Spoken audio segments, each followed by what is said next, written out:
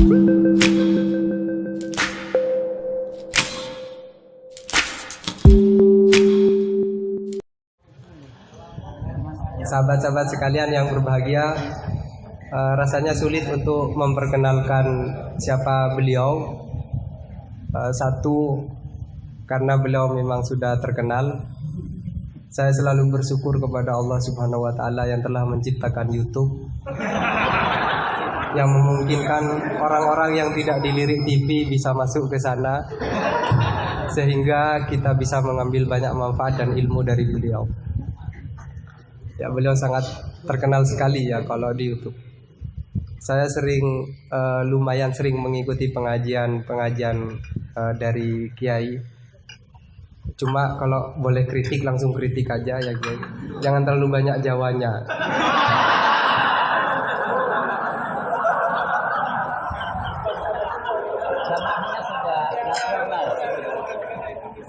Ini negara mana? Ini bukan negara Madura ya. Dan setiap kali nonton YouTube, seringkali seperti kebiasaan para penonton yang biasa, yang lumrah, saya selalu biasanya melihat komentar-komentar duluan. Biasanya komentar orang bodoh itu jauh lebih mengasihkan daripada orang alim. Jadi sedalam apapun penjelasan dari Gus Baha atau dari kiai-kiai kita, tetapi kemudian dikomentari oleh orang bodoh di bawahnya, itu menjadi tiba-tiba sangat menarik, lebih menarik. Salah satu komentar yang saya ingat adalah penjelasan goblok gitu. Dan O-nya itu sampai 3 loh Gus. Selepas kasus Gus Wafik, katakanlah kalau itu kasus ya, itu kan langsung dikasih tanda silang. Nah konon berikutnya adalah kiai yang sedang hadir kita ini. Itu sudah siap diincar akan dikasih silang juga ya. Mudah-mudahan hafizahullah. Tapi semoga Allah selalu menjaga beliau, disehatkan terus, amin. Sehingga kita bisa banyak terus berdiskusi dengan beliau. Jadi tadi di WA itu beliau katanya mau hadir di sini dan saya kebetulan ditunjuk tolong jadi moderatornya katanya. Temanya apa? Temanya fikih dan tafsir. Saya takut kembali apa tafsir dan fikih. Takut ada bedanya. Jadi tapi ngomong-ngomong Mahat Ali di sini jurusan fikih dan usul fikih. Tapi bagaimanapun saya persilahkan kepada Gus Baha untuk memilih tema suka-suka.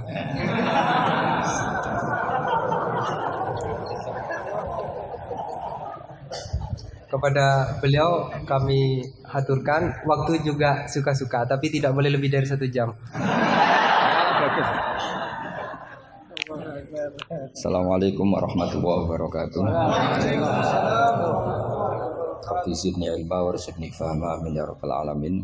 Allahumma shalli wa sallim ala sayyidina Maulana Muhammadin wa ala alihi wa sahbihi ajmain amma ba'du. Ini para pengatur kiai yang semoga dimaafkan Allah. Karena ngatur kiai itu dosa gitu. Jadi kalau senang kiai itu wajib, tapi kalau ngatur kiai itu dosa. Jadi semoga ini dimaafkan sama Allah.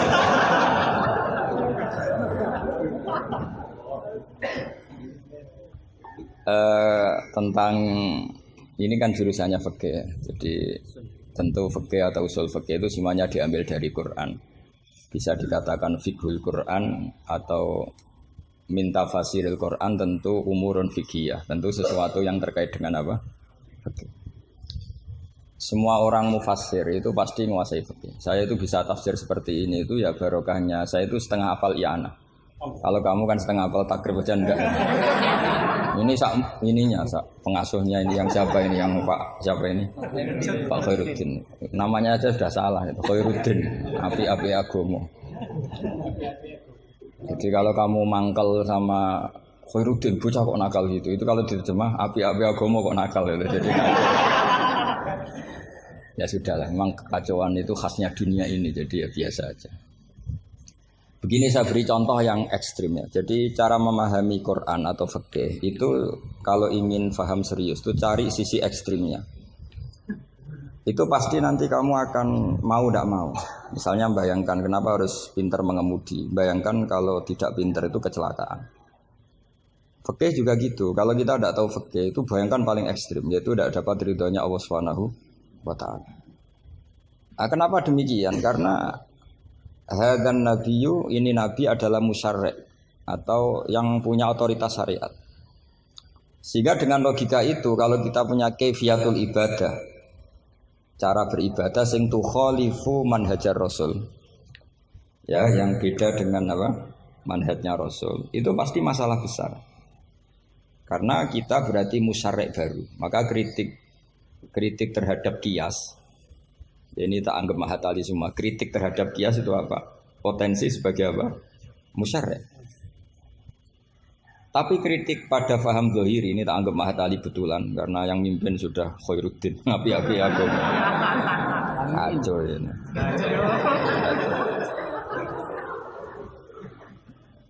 Jadi misalnya begini.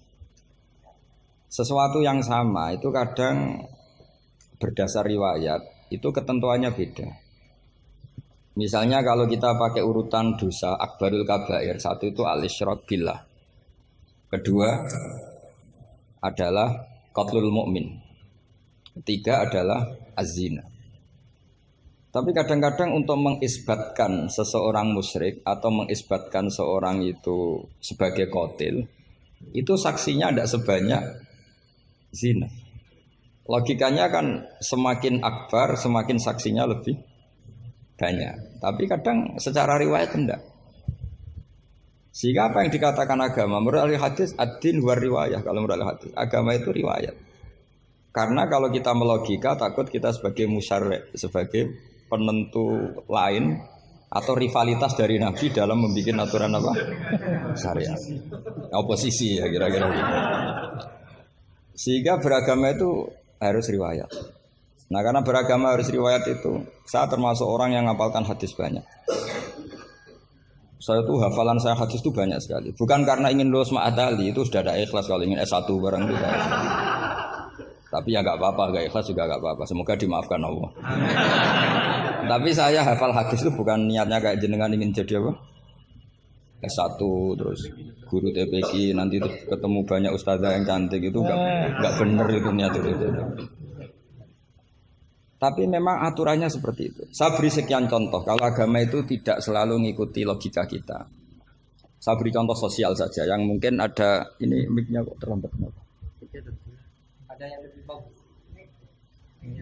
Setelannya. Coba bawa dengan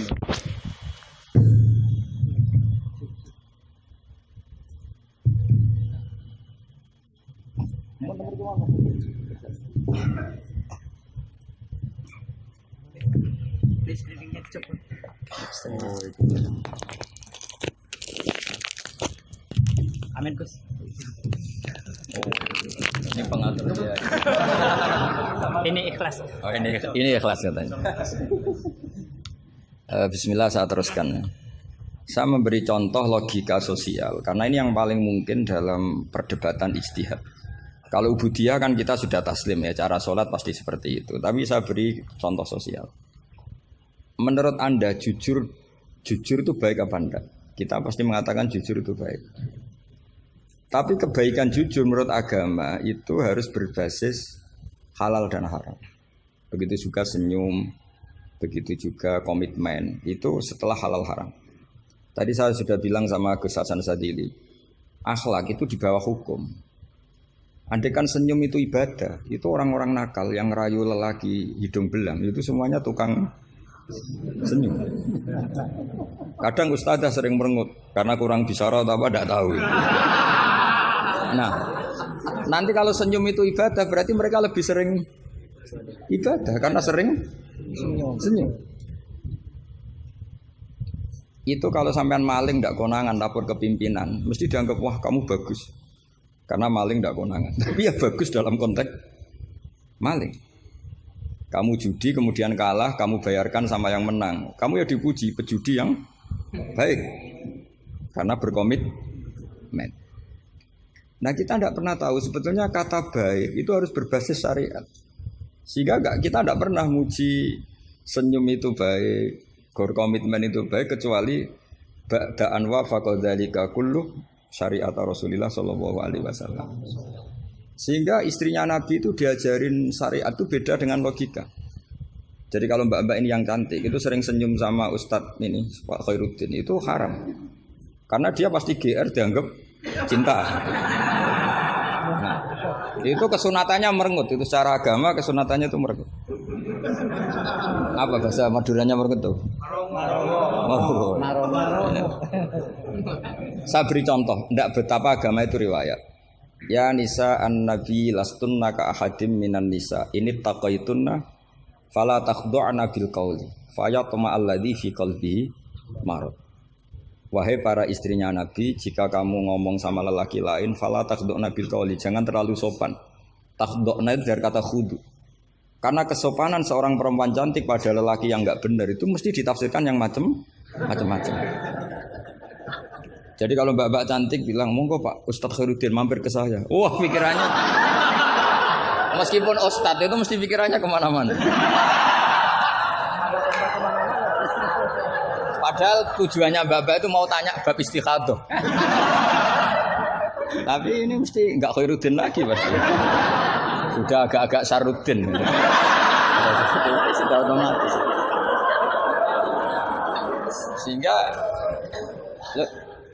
Sehingga aturan Quran jelas. Kebaikan khudu, kebaikan sopan itu harus ada ukurannya. Karena takutnya faya toma alladzi fi qalbihi marad. Orang yang hatinya sakit melihat senyumnya perempuan yang niatnya sopan sekalipun ditafsirnya yang macam-macam. Itu juga fiqhul Quran. Makanya basis kita adalah mengenali fikih itu halal haram dulu secara riwayat. Seorang lagi secara riwayat, jangan secara akal. Kalau selalu pakai akal mungkin kita naif.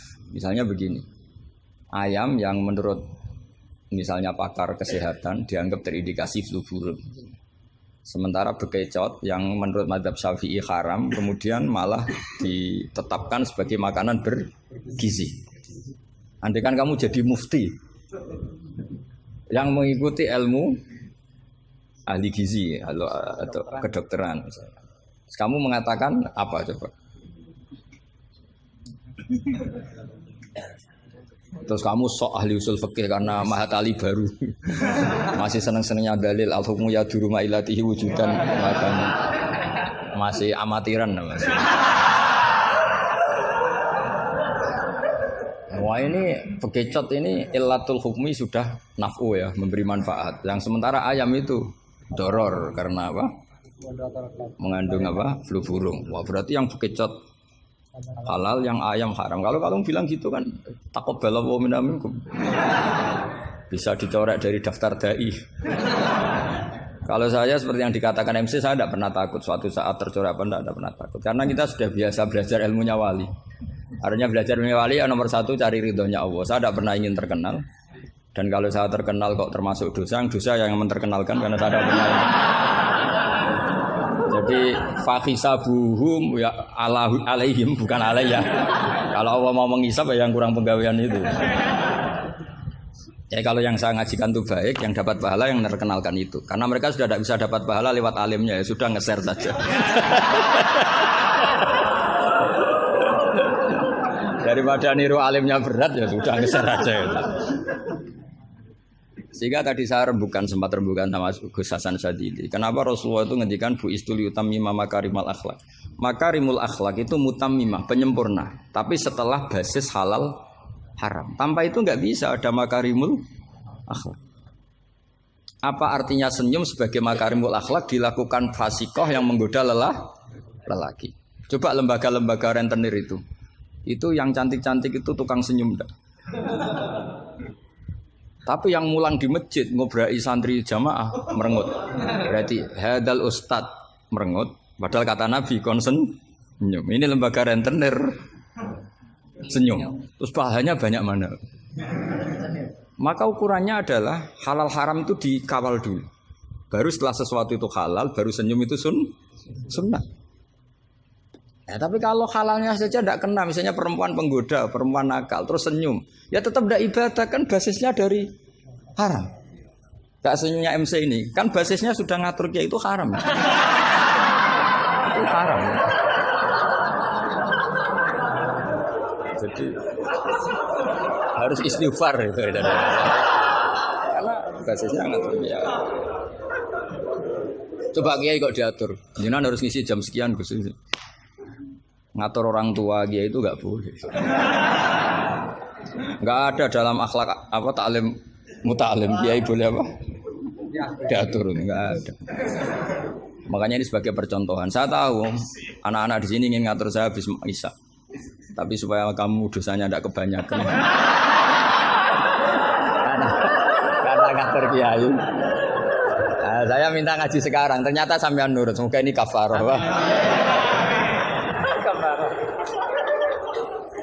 Nggak rileks saja karena khasnya ngaji santri itu rileks. Mulai dulu lama kalau ngajar tuh ya rileks. Saya masih ingat jawabannya Mbah Mun.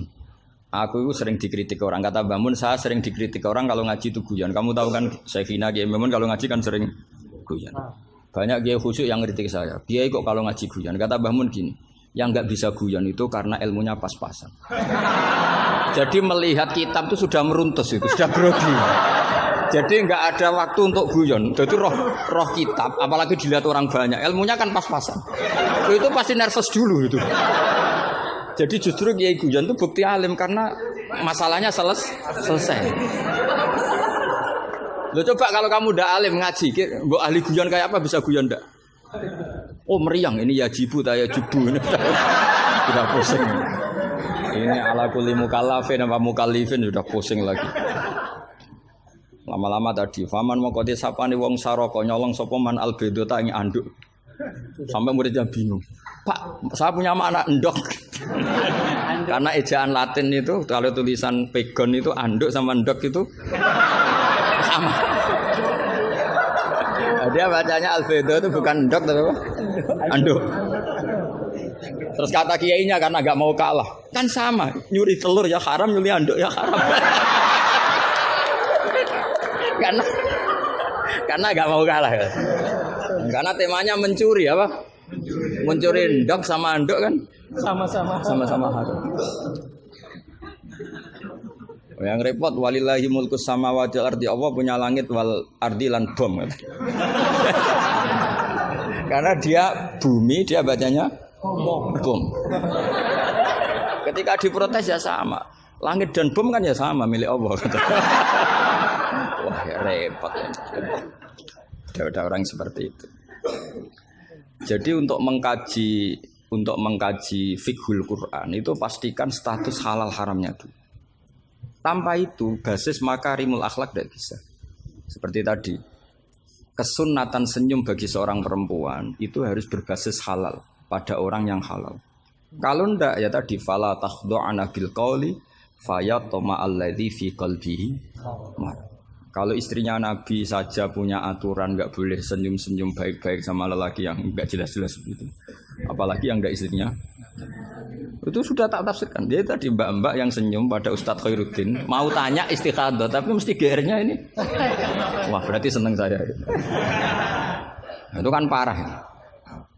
Itu fayat ma'alladzi fi qalbihi marad. Kalau marodonya santri paling banter ingin dinikah. Kalau marodonya orang nakal kan lebih dari itu keinginannya itu. Nah, makanya ngaji fikih itu harus minimal itu ya mu'in, i'anah itu setengah hafal. Kenapa saya syaratkan setengah hafal? Kata ulama-ulama, belajar ilmu itu gampang. Kata beliau-beliau itu at-ta'ahul lil torfi, ya, belajar sebagian tapi sampai ta'ahul, sampai ahli betul. Semal ihtidak bibagi. Kemudian dari kamu ahli itu pola-polanya akan kamu ketahui. Karena ilmu itu mesti polanya sama. Ya polanya itu sama. Misalnya begini, hukumnya bohong itu apa? Tidak sama jawab, hukumnya bohong. Haram lah itu termasuk amatir teman. Belajar usul pakainya apa? Keliru. Kalau kamu jawab bohong itu ada yang wajib. Ada perempuan mau diperkosa sama orang fasik, lari sembunyi di rumah kamu. Terus orang fasik tadi tanya ke kamu, apa ada perempuan ke sini? Kamu wajib bohong atau wajib jujur? Wajib bohong. Makanya ini salah asuh ini mesti dulunya. Maka kalau dalam analisis usul fikih al-kitsbu ya'tarihil ahkam al-khamsah. Dalam bohong pun ada ahkam al-khamsah. Dan itu Nabi sudah memberi isyarat. tidak termasuk bohong, orang yang mendamaikan dua kelompok. Ada sekian contoh yang bohong itu nggak dihitung dosa. Makanya hadadin ini butuh riwayat. Kalau menurut logika bohong itu haram. Tapi misalnya ada seseorang fasikoh, misalnya lonte nakal, janjian sama hidung belang. Malam ini tak booking, kamu tak bayar. Itu wajib nepati apa wajib ingkar itu, Pak? Kalau kamu bilang nepati janji itu wajib, berarti ini wajib.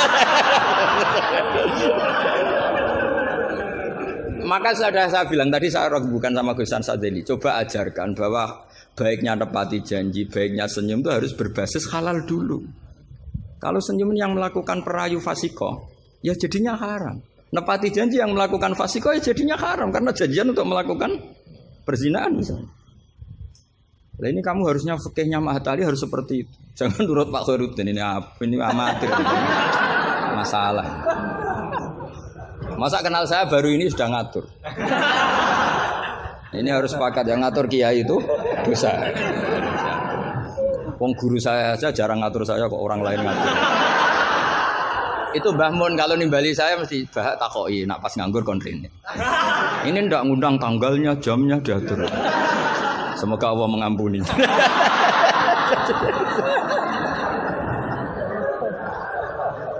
Ndak supaya Anda sadar bahwa di balik aturan-aturan prosedur juga aturan etika bainal ulama. Oke, aturan prosedur saya harus ngisi jam sekian. Itu aturan prosedur. Tapi aturan prosedur ini tidak mengalahkan hukum taklim mutaklim.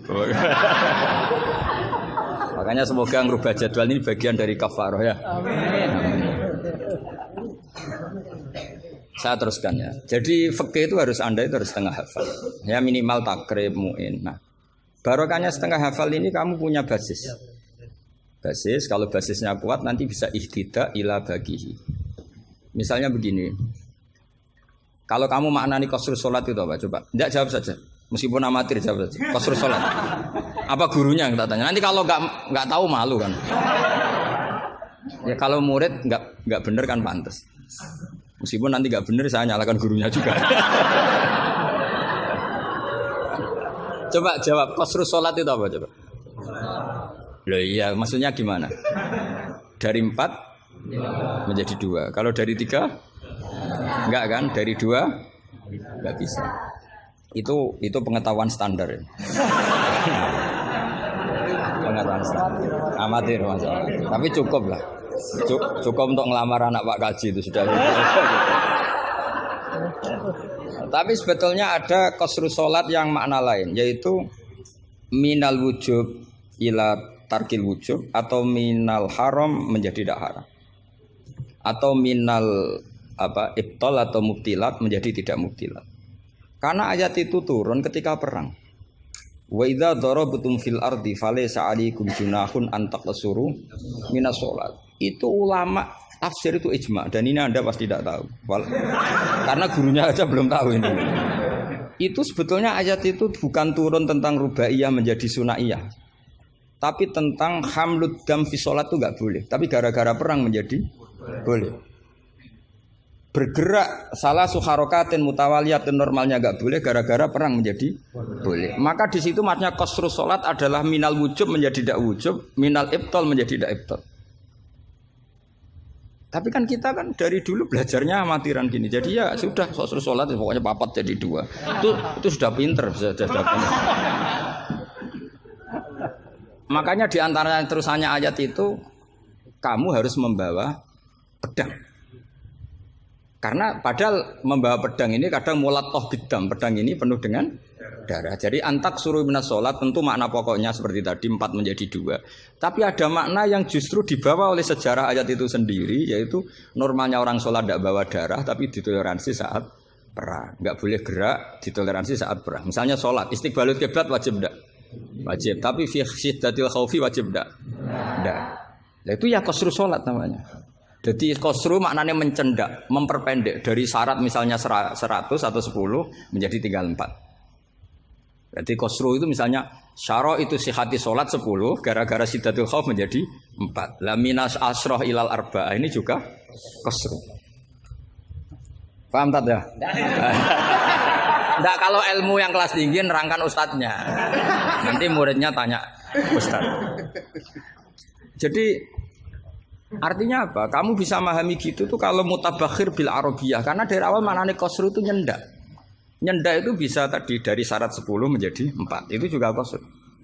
Coba dalam sholat sidatil khaufi yang dikurting berapa coba? Yang didiskon. Bisa gerak lebih dari 3 kali. Boleh hamlun najasah yaitu hamlut dam. Boleh tidak istiqbalul kiblat. Bahkan mungkin boleh ngomong dengan kadar yang penting untuk keselamatan orang Islam. Misalnya ada orang Abu Jahal mau bunuh Ustaz Khairuddin, kan bahaya bagi agama ini. Kalau Khairuddinnya meninggal. Terus kamu bilang, "Ya Ustaz," memperingatkan dia supaya tidak dibunuh. Nah, kalam seperti ini juga tidak membatalkan sholat. Karena tidak dianggap ajnabi. Meskipun ini sangat mufhim, bukan sekedar karena beberapa kalimat. Nah seperti ini itu namanya juga qasr sholat. Tapi kita kadang-kadang terjebak. Qasr sholat itu maknanya ya dari rubaiyah menjadi sunnahnya. Tapi kalau kamu nanti ngaji tafsir, ya maksudnya yang sekelas ini ya jangan hanya tafsir Jalalain, itu nggak ada. Nanti kamu protes, Gus Pak sudah tak cari di Jalalain nggak ada. Ya mesti nggak ada. Ya minimal ya tafsir yang 10 jilid. Yang belinya saja sudah susah apalagi bacanya.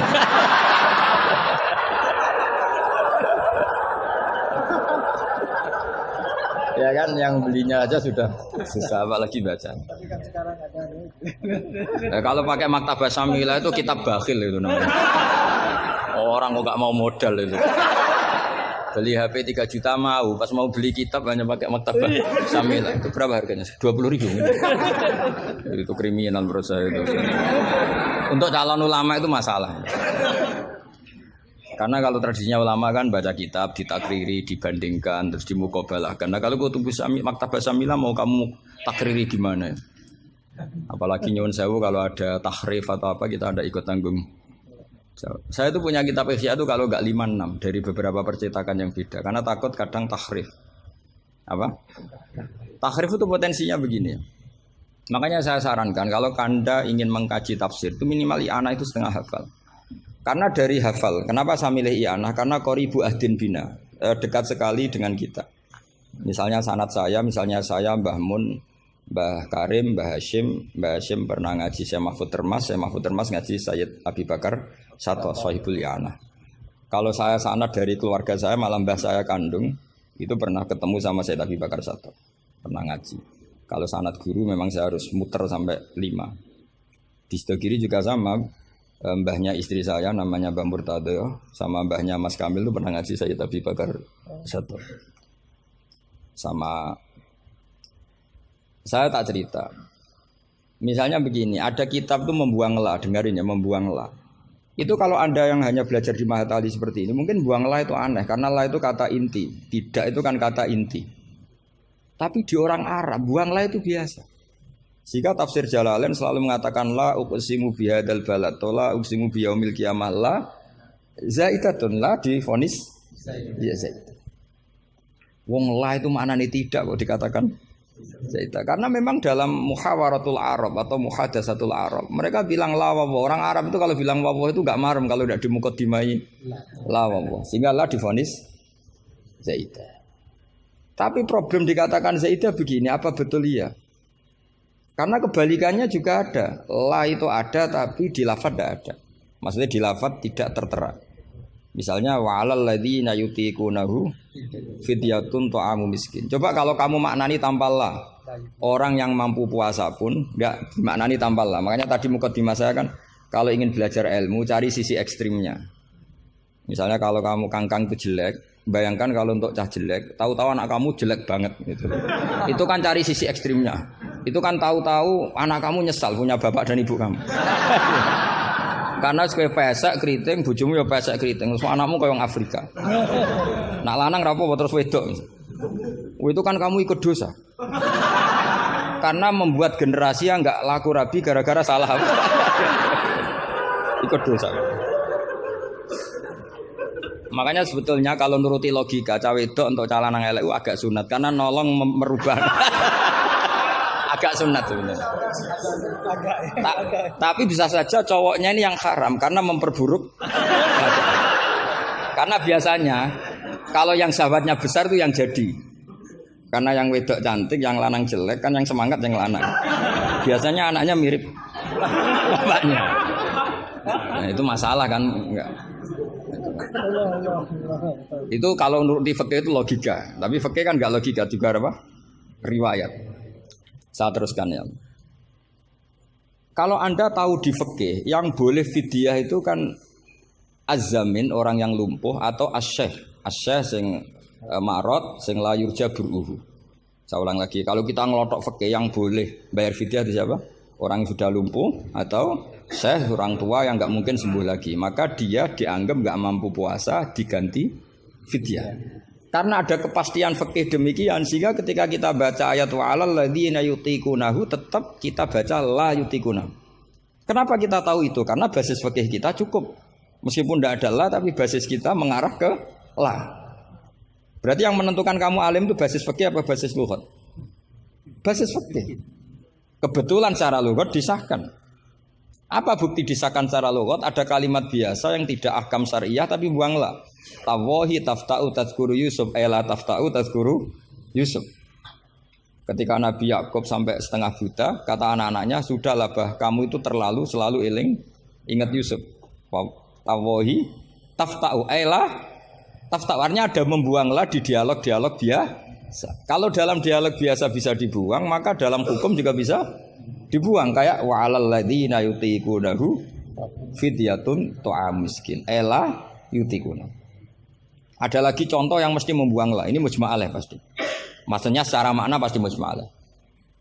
Mungkin ada yang mengkaji fiqhul Quran. Ada ayat di bab kalalah itu yastaftuna qulillahu yuftikum fil kalalah ini mruun halaka laisa lahu waladu wa lahu ukhtun falaha nisuma tarok sampai saat terusnya terus ditutup apa? Yubayyinu wallahu lakum an tadillu. Coba maknani tampallah.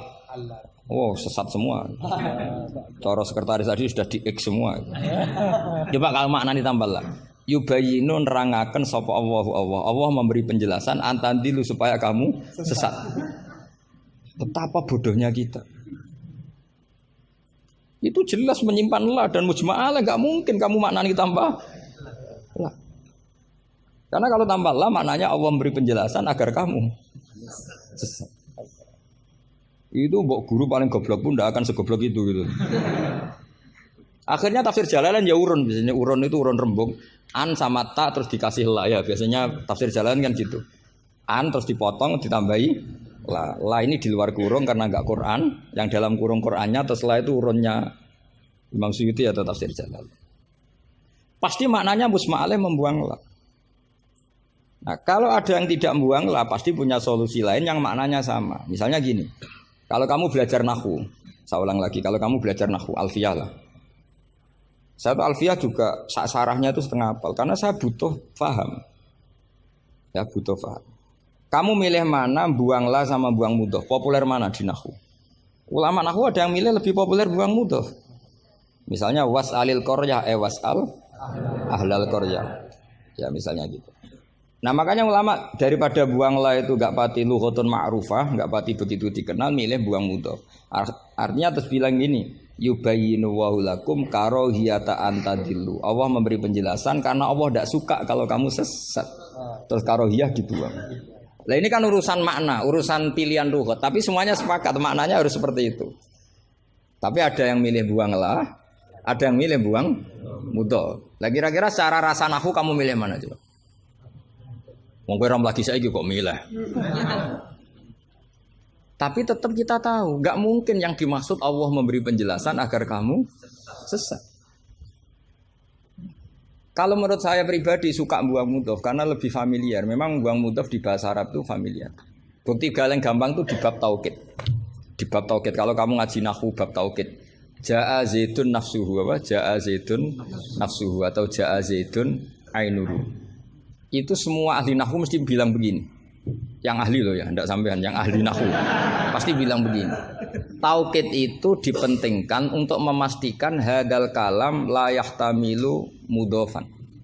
Bahwa kalam ini tidak terjadi pembuangan mudhof. Karena kalau dalam bahasa Arab ja'a zaitun bisa saja ja'a gulamu zaidin atau katibu zaidin atau tilmizu zaidin.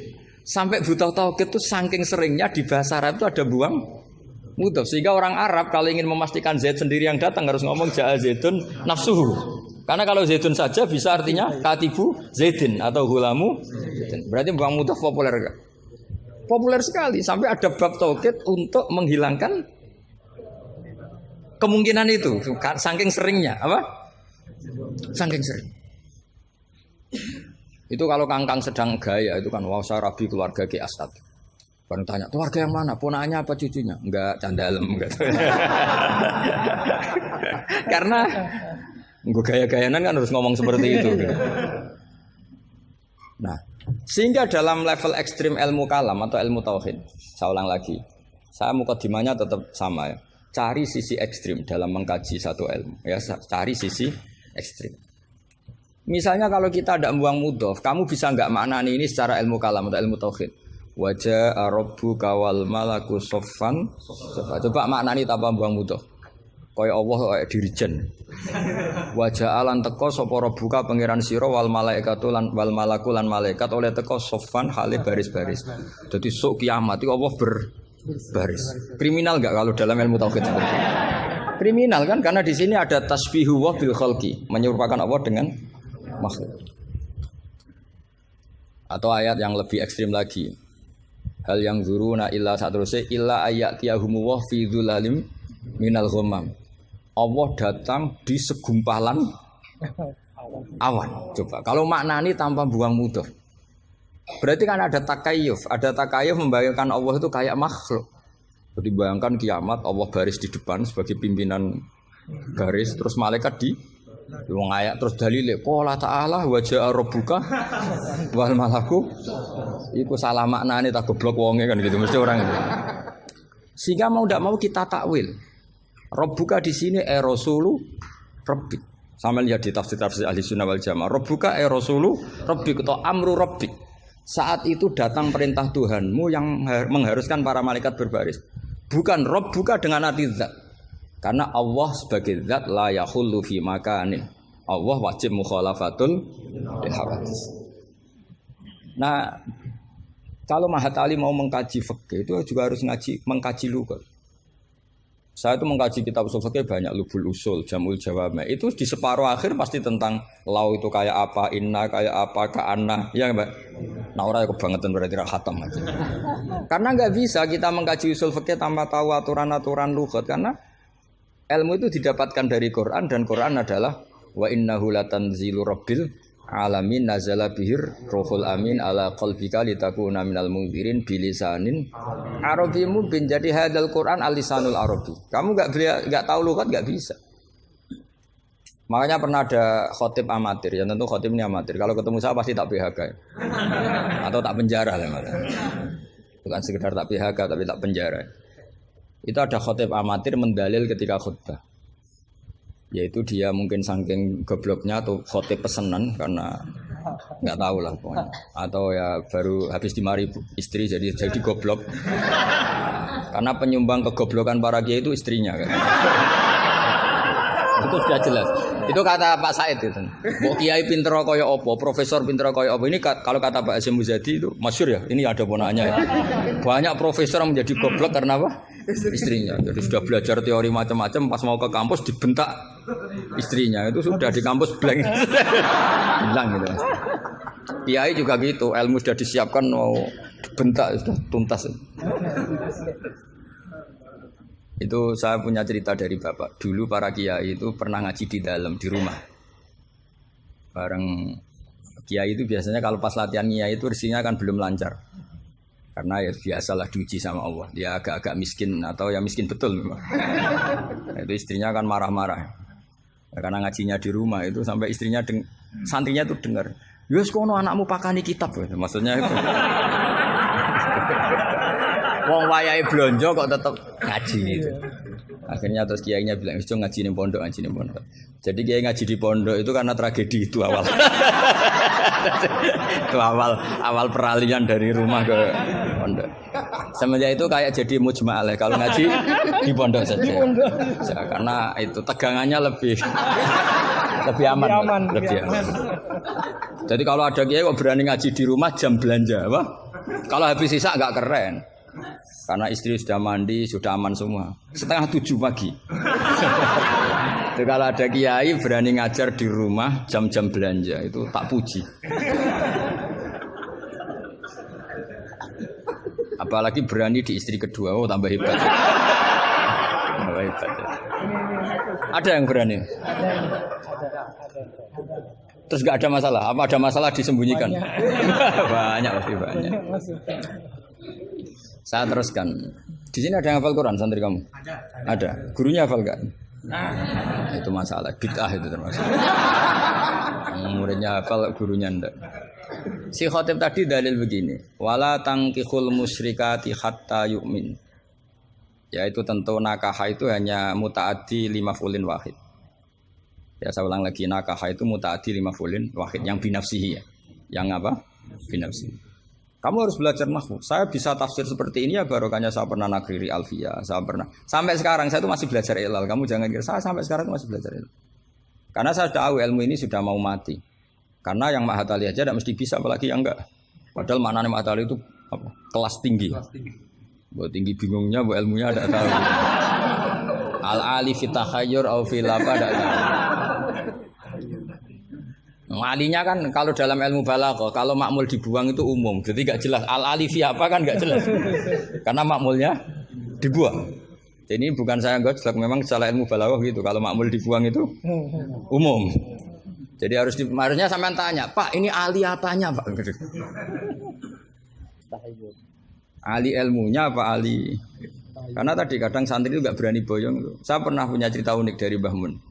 Kiai itu latihan ya, jadi kiai itu latihan. Kata Mbah Mun gini, saya itu pernah husnudzon sama santri yang kalau pereinan itu tidak pulang. Itu Mbah Mun anyaran kiai itu dipuji, wong pereinan kok tidak pulang, berarti capek, sregep itu. Tapi Mbah Mun itu betapa kecewanya ketika santri itu dipanggil, "Cung, pereinan kok tidak pulang kenapa?" Nak ning omah kan ngarit, Mbah.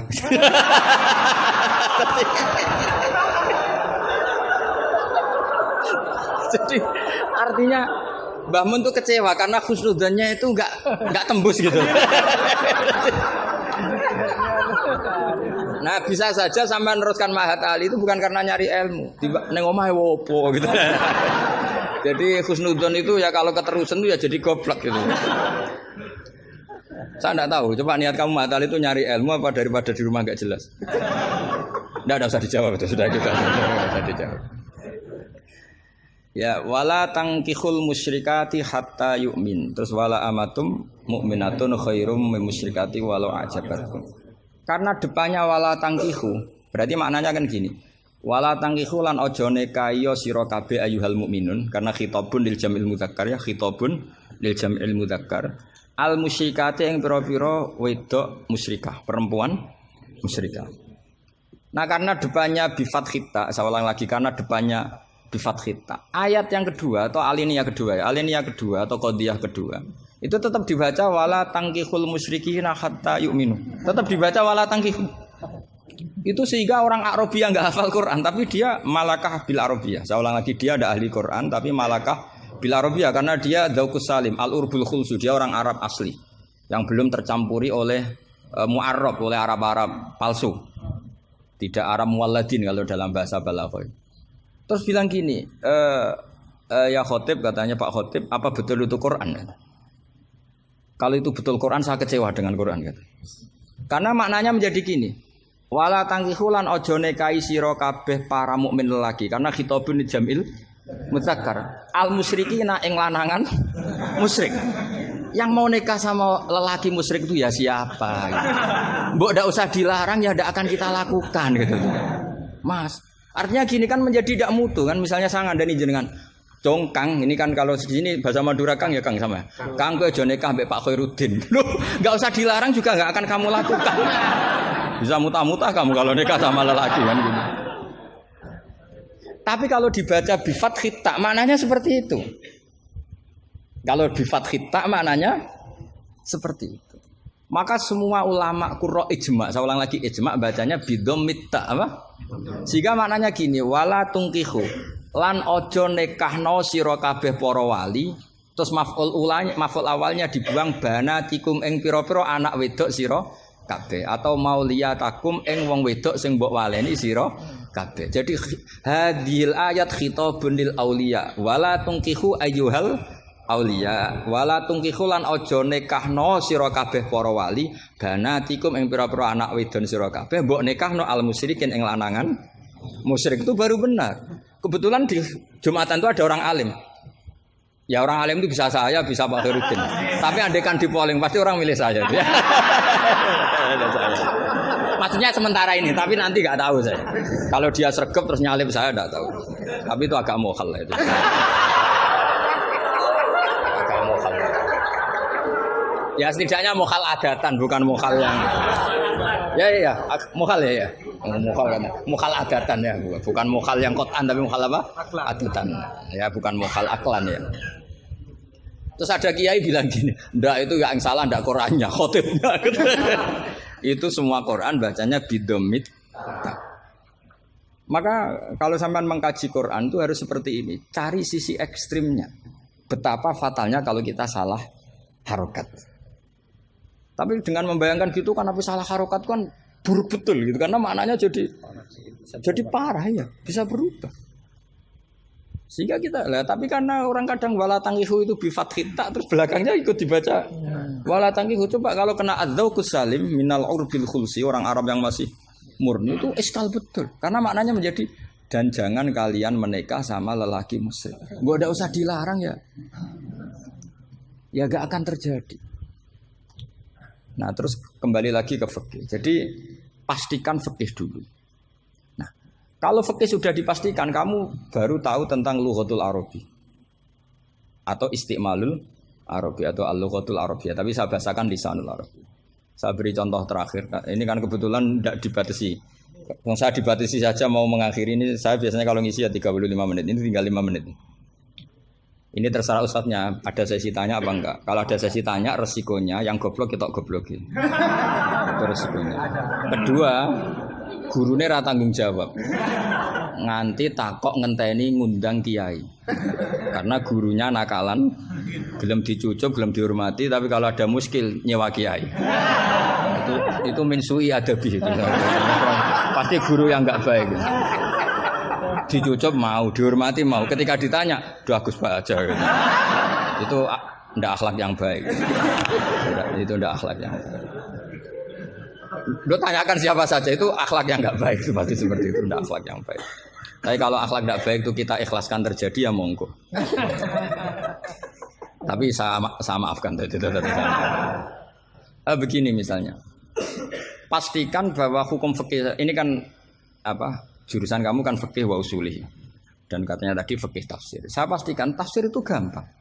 Pastikan kamu tuh alim fikih. Ya tadi minimal tuh setengah hafal ya. Tidak harus hafal betul, tidak mungkin. Nah, potongan sama itu tidak mungkin. Setengah saja. Ini bukan suudan, bukan suul yakin. Bukan suul yakin. Kalau suudan masih baik, ya. Suul yakin. Loh sama tidak usah tersinggung, biasa aja.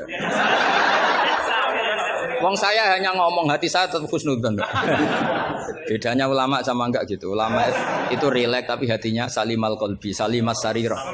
Kalau orang munafik lisannya bagus tapi hatinya jelek. Jadi kalau saya lisannya bagus, terlalu bagus malah bahaya. Karena khasnya orang munafik tuh lisannya bagus. Wah, saya ngawur itu masih ada ilmunya.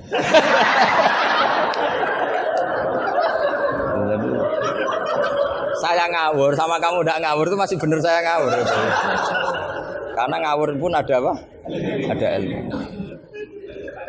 Itu dulu Rasulullah itu kalau sedang sumpek itu yang sekelilingnya nyari sahabat yang setengah ngawur-ngawur itu. Karena Abu Bakar itu terlalu sopan untuk bisa bikin Rasulullah tertawa. Umar ya gitu. Makanya ketika Rasulullah sumpek itu hazin itu kelihatan sumya karena yang dipikir banyak tentu Rasulullah termasuk mikir sampean. Nglebano swarga sampean yo angel. Karena kuota amalnya ndak cukup. Sampai Rasulullah nangis-nangis minta hak syafaat. Kalau Nabi mikir diri sendiri sudah selesai mulai dulu. Langsung masuk surga di depan. Yang agak ribet kan karena mikir nyafaati sampean-sampean ini. Kalau nyafaati saya agak ribet karena orang hafal Quran sudah dapat porsi sudah. Jadi sudah enggak pati ribet. Yang ribet ini coba sampean atas nama apa coba? Kalau Habib Husain kan atas nama cucunya. Kalau Ustadz Khairuddin atas nama ustadznya. Kalau Mbak atas nama kaum lemah. Kalau sampean coba. Coba atas nama apa tuh? Ustadz Afin ya, sudah diikutkan partai lemah aja ya.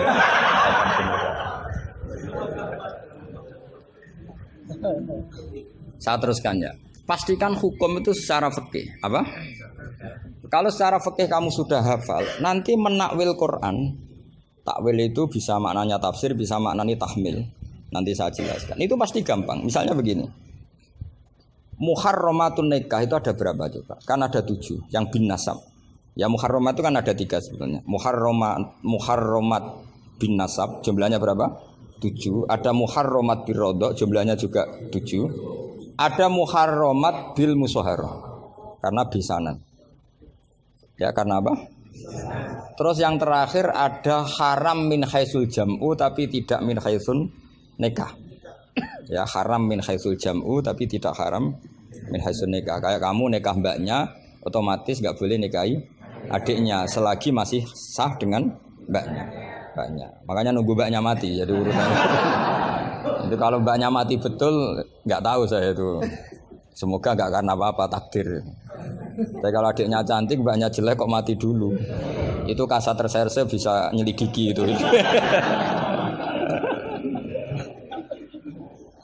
Ya itu ya kita pastikan begitu dulu. Ya itu pastikan. Sehingga kamu hafal muharramat bin nasab kalau menurut bahasa Arab itu ada 7. Yaitu siapa? Ummahatukum khurimat alaikum ummahatukum wa banatukum wa akhwatukum wa ammatukum wa kholatukum wa banatul akhi. Jadi kalau orang Arab bilang itu 7, tapi kalau orang Jawa cukup 4 apa?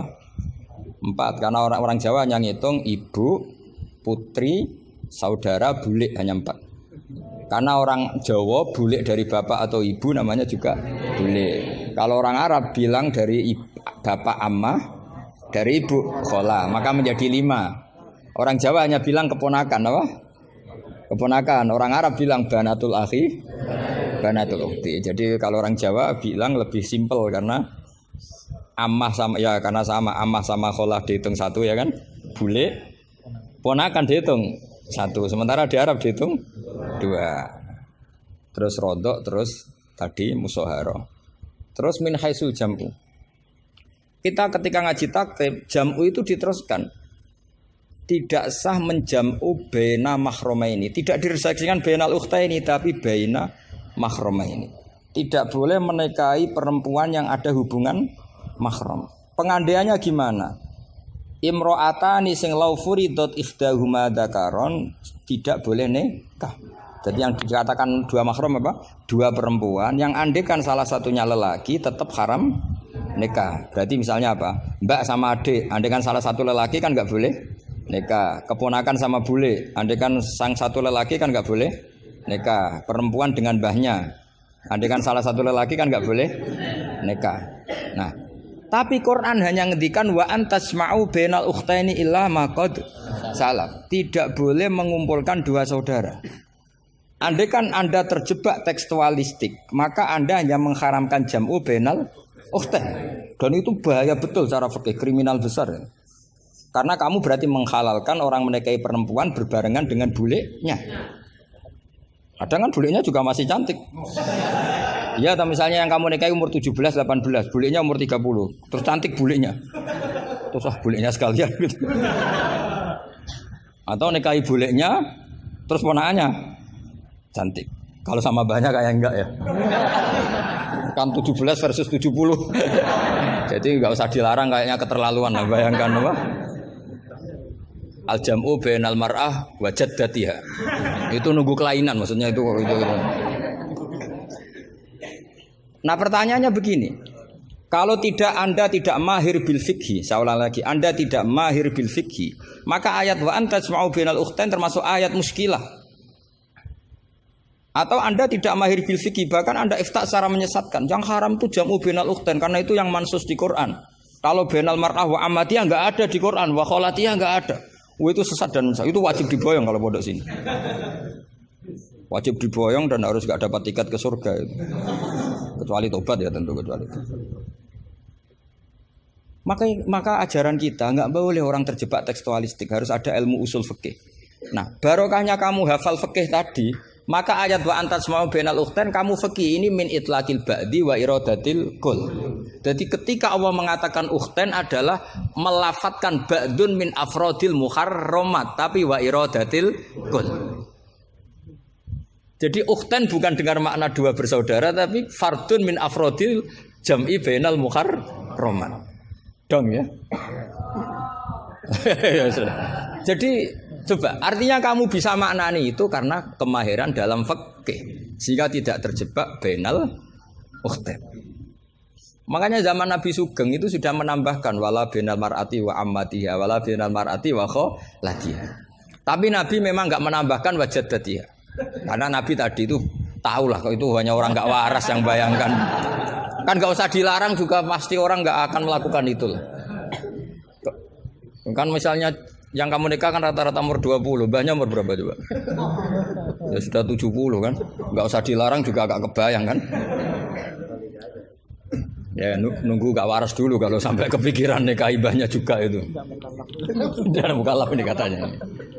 Nah, jadi saya ulang lagi ya, kalau kamu ingin mengkaji apa? Tafsir ya, pastikan fikih itu ngelotok andori kolbi. Sehingga lafat-lafat yang meskipun muhim itu memberi salah cipta. Cara kiye kan ini apa kalau muhim? Kiye Jawa maknane muhimun, lafat sing maringi salah cipta. Lafat yang zahirnya itu memberi salah paham. Muhim itu dulu. Ya kayak tadi loh, wa antas ma'um bainal ukhtain kan hadil ayat tuhimu seakan-akan yang haram itu hanya jam'u bainal ukhtain. Itu apa kalau bahasa Madura? Apa? Itu bahasa Indonesia, enggak bahasa. Itu bangsa Indonesia, ada bangsa Madura yang menurut bangsa Madura. Kalau tadi makna bangsa Indonesia bukan. Pokoknya seperti itu. Jadi kepastian, makanya menurut saya tradisi guru-guru kita ya mulai Mbah As'ad, mulai sekarang ada Gus Azaim, mulai dulu ada semuanya lah, ada Gus Fawaid. Tradisi guru kita ini sudah benar. Orang itu nggak boleh belajar tafsir Jalalain sebelum belajar mabadi fikih, pesolatan, sulam taufik, sulam safina. Sekarang itu termasuk minal fitan besar, termasuk fitnah besar sekarang. Orang belum belajar apa-apa langsung belajar tafsir. Saya ini kecelok ahli tafsir, tapi belum pernah saya baca tafsir secara masif. Saya tiap ngajar tafsir pasti ngajar fikih. Saya sampai sekarang masih ngajar Muhadzab, ngajar Fathul Wahab. Bahkan kitab terkecil fikih pun saya ajarkan, yaitu Sulam Taufik. Saya ngaji tafsir hanya 2 minggu sekali. Itu pun saya mesti ngomong fikih. Karena takut tadi. Takut orang-orang itu hanya ngomong tafsir dan ngomong apa? Fikih. Itu termasuk ngaji khasa tafsir itu mesti ngomong fikih. Bahkan Pak Quraisy Shihab, Profesor Quraisy Shihab mengkagumi saya dari segi saya selalu ngomong fikih. Karena tadi gak kebayang tafsir ini kalau gak dikawal fikih. Coba misalnya kalau wa antas wa bainal ukhtain terus kamu secara ngelamak bilang oh ini jelas Allah hanya mengharamkan bainal ukhtain, kalau boleh kan ya masih cantik. Waduh. Itu kalau saya jadi kiainya saya langsung sujud sama Allah, ya Allah jangan kasih tiket surga, bukan sekedar tak boyong. Kalau tak boyong masih bagus. Tapi kalau kita ngelotok fikih, secara fikih sudah angzori kolbin pasti tahu. Hadil ayat ini cara balaghah min itlaqil ba'di wa iradatil kul. Jadi ketika Allah menyebut bainal ukhtain mewakili makna bainal mahramin. Apa? Bainal mahramin. Itu kan sama seperti Nabi ngendikan tawaf cung yo ning Hajar Aswad. Manane ya semua Ka'bah. Ora kok kowe mau bengi Hajar apa? Hajar Aswad. Itu biasa dalam bahasa Arab seperti itu. Sama seperti Nabi, orang baik adalah yang memegangi anak yatim, ngelus-ngelus kepala anak yatim. Kayak ngelus-ngelus tok bisa wong akeh. Maksudnya ngelus-ngelus itu bukti tarohum apa? Sayang. Lah sayang itu dibuktikan dengan memberi kebutuhannya. Jadi ngelus-ngelus itu ya sambil ngasih 50.000 atau ngelus-ngelus tok ya repot. Iki kiai aneh cah yatim dikumpul kok. Dilus-lus tok karena hadisnya mau masyhur sil yatim. Ya ada seperti itu. Maswi wa ibaratun anit tarahum. Wa tarahum ya ummu min ayakuna infaqan aw ghairu infaq. Ya harus seperti itu mau ndak mau. Kan makanya terus di pondok-pondok diajarkan balaghah. Kalau enggak diajarkan balaghah repot. Coba kalau kamu enggak ngaji balaghah. Ayat ini maknanya arah kamu masuk neraka, tak jamin masuk neraka. Nanti tak pesankan Imam siapa? Malaikat Malik ya, bagian ngurusin neraka. Tak suruh mendaftar di depan gitu kan. Coba kamu maknani tanpa balaghah. Yukhadi'una wa huwa khadi'uhum coba. Yukhadi'una bodoni sapa wong akeh Allah ing apa. Wa huwa lan utai Allah ya khadi'um bodoni mereka ya coba. Wah, tadi mereka menipu Allah apa balas? Kan kacau kan. Seperti itu ulama balaghah sepakat ini mimbabil musyakalah apa mimbabil musyakalah karena mereka menipu Allah maka musyakalahnya dikatakan wahwa khadihum tapi dengan makna yang berbeda. Jadi maknanya wahwa Allah khadihum yang membalas tipuan mereka. Padahal kata membalas itu udah ada di situ. Tapi kalau kamu maknani khadihum dan Allah menipu mereka berarti kamu nyifati Allah sebagai itu kafir berat itu. Bukan kafir ringan itu. Nah makanya kalau kamu mau belajar balaghah cari sesi ekstrimnya. Betapa bahayanya kalau tidak belajar balaghah maka wa khadihum kamu akan salah makna. Juga begitu juga di wa antas mau benal. Jadi kembali ke depan bahwa kita kalau mau mengkaji ilmu itu cari sisi ekstrimnya. Supaya kamu tahu betapa bahayanya kalau tidak menguasai ilmu itu. Pasti apa fasuilu fa'aftu bi ghairi ilmin fadallu. Waduh. Ya sekian, assalamualaikum warahmatullahi wabarakatuh.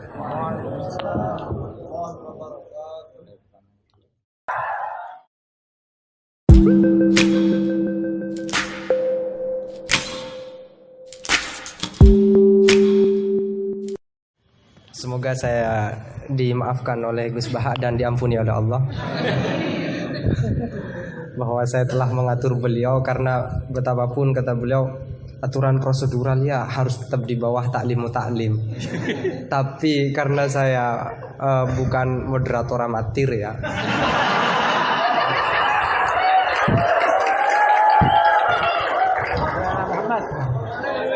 Jadi karena bukan moderator amatir saya pakai yang satunya bahwa akhlak itu harus di bawah hukum. Dan dalam konteks musyawarah ya moderator adalah kekuasaan tertinggi.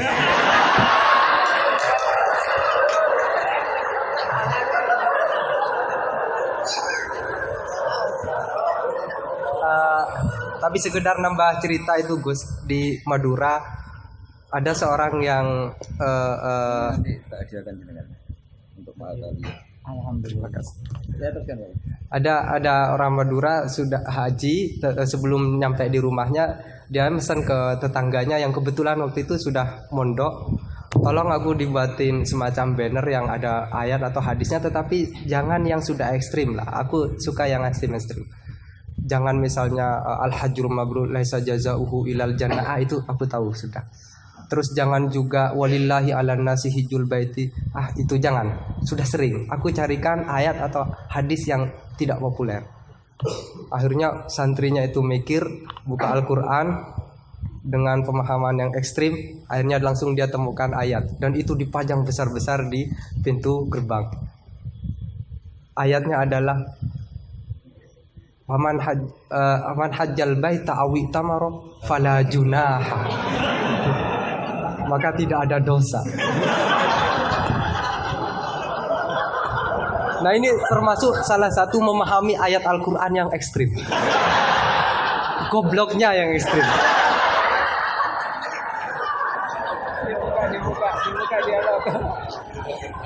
Baik, silakan dua pertanyaan, dua penanya ya. Gus Husain, Putri juga ada, silakan kalau ada. Ya satu putra satu putri. Kalau putri gak ada, tidak apa-apa. Ya Husain, bukan milih santri putri. Silakan Ustadz Herudin, siapa Ustadz? Ustadz Asror. Ya saya persilakan dulu dari Ustadz Asror dulu. Enggak, Ustadz dulu biar takzim, biar saya tahu.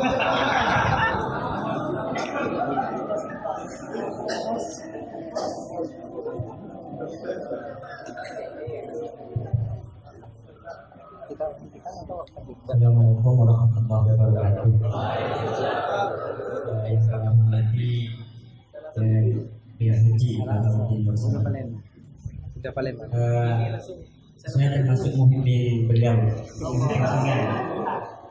Saya sering mengikuti kajian-kajian jenengan di YouTube, saya pernah dengar begini. Jadi ketika beliau mengutip di Syajaratul Ma'arif, waktu beliau mengisi di Dirboda kalau tidak keliru, kemudian saya langsung cari PDF-nya Syajaratul Ma'arif karena memang selain sulit bacanya, juga sulit bacanya.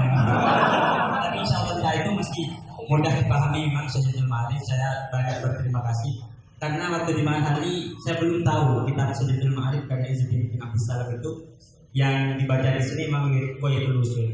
Sehingga ketika pindah ke Syajaratul Ma'arif tidak terlalu sulit seperti memahami Lubul Usul memang. Beliau salah satunya adalah ayat yang dibaca Ustaz Wahid tadi itu, faman hajjal baita wa tamara fala junaha alaihi, itu kemudian disimpulkan bahwa jangan sampai Enggak, bahasa Arab saja biar kelihatan halus.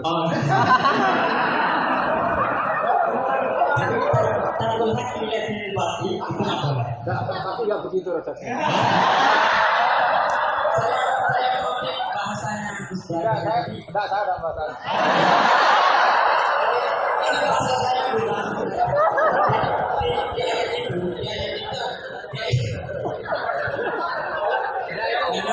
Kalau di depan Ustaz itu semua ilmu jadi luntur.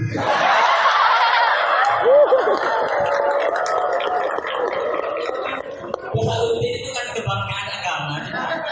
Meskipun beliau mengatakan dengan sombong-sombong itu karena sudah jadi dari awal menjadi kebanggaan agama, jadi biasa. Ustaz Bahaluddin ini di kalangan kita Ustaz yang paling top. Tapi ketika Ustaz yang lebih alim saya itu biasa saja.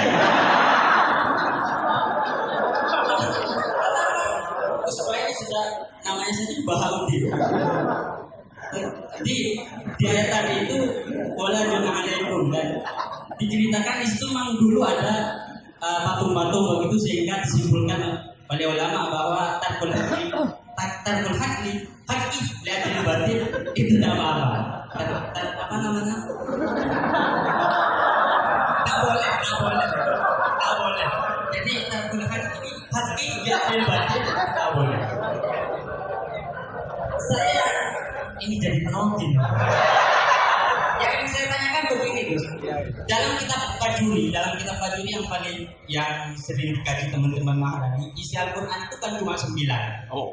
Iya, isi Al-Quran kalau disebutkan kan cuma 9.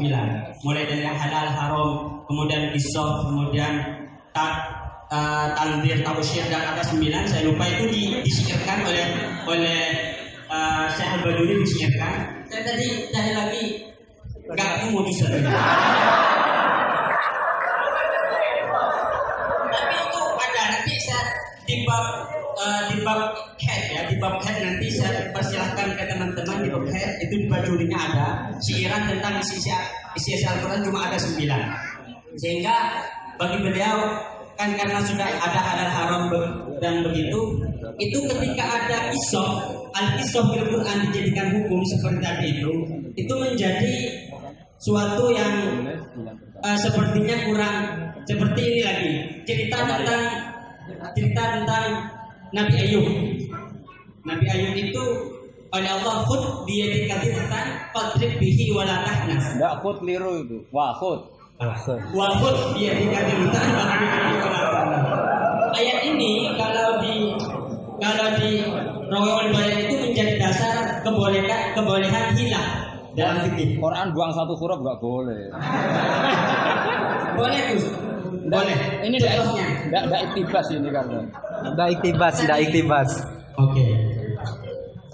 Wala ya'talul fadli minkum ayyutu itu membuang Ayat tadi apa? Wala ya'talul fadli minkum wasa'ati ayyutu ulil qurba wal masakin wal Bukan buang itu tatmin. Kalau kamu tadi buang waktu. Motifnya nggak tepat. Beda ya? Beda katanya beda. Jadi saya menjadi tidak ada apa-apanya. Itu saya lagi pertanyaan saja biar Iya. tidak tambah dibully saya. Saya di sini dibully. Pertanyaan saya begini. Yang pertama, Yang pertama, kisahul Quran seperti kisah Nabi Ayub tadi. Itu kemudian oleh ulama dijadikan dasar sebagai jawazul hiyal. Jadi boleh hilah begitu. Karena Nabi Ayub itu bersumpah untuk memukul istrinya sebanyak 100 kali ketika beliau sudah sembuh. Dan tapi oleh Allah kemudian diperintah wahud biar kita cukup pukul pakai rumput saja sebanyak 100 kalau di Rawahul Bayan. Nah ini kemudian jadi dasar bahwa hilah itu boleh dalam Rawahul Bayan. Ini yang pertama, itu kan isoh kemudian jadi hukum. Padahal isi Al-Quran sudah dibagi-bagi jadi halal, haram, tanzir, tabsyir, pisto dan semacamnya itu. Kemudian yang kedua, Banyak betul. Cukup. itu pertanyaan, oh sudah ya. Cukup. Ya di situ aja kok kamu lari tinggal. Saya kalau di sini nggak bisa melihat wajahnya Gus Bang. Saya mau di belakang saja di kursi. Ya, memang harus jauh ya biar tidak terlalu takut. Buniannya nggak terlalu langsung. Tapi ya kepada penanya kedua saran saya adalah tolong menggunakan bahasa yang singkat. Terus yang kedua juga jangan takut dengan kata-kata intimidasi dari Gus Baha ya. Karena menurut Dale Carnegie itu narasumber yang baik adalah yang mengintimidasi audiennya. Itu adalah salah satu ciri narasumber yang baik. Dale Carnegie mengatakan begitu. Husnuzon saya beliau mungkin baca Dale Carnegie. Tapi kalau beliau tahu Dale Carnegie ya.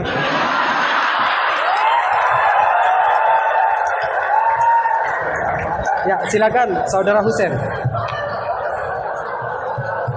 Singkat saja.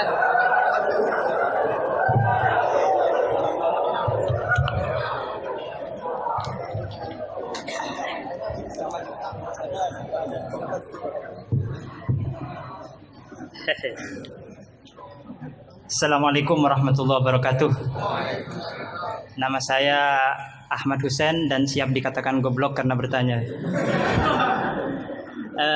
Gus Baha ini berapa bulan yang lalu diangkat sebagai Rois Syuriah PBNU dan itu tidak melalui proses kaderisasi, melalui ranting, MUIC dan seterusnya.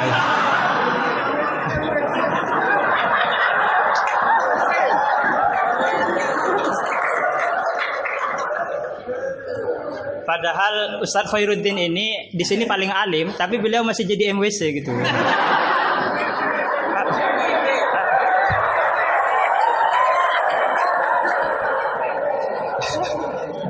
Iya, terima kasih. Nah, itu berangkat dari Gus Baha sebagai Rois Syuriah. Saya ingin bertanya tentang ke-NU-an yang telah dirumuskan oleh Ki Hadratus Syekh Hasyim Asy'ari. Karena beliau kalau misalnya nanti tidak bisa menjawab berarti diragukan ke Rois Syuriahnya. Oke. Di dalam risalah atau konun asasi Jam'iyah Nahdlatul Ulama disebutkan bahwa secara keagamaan NU menggunakan sistem bermazhab atau mazhub. Serius ini Gus.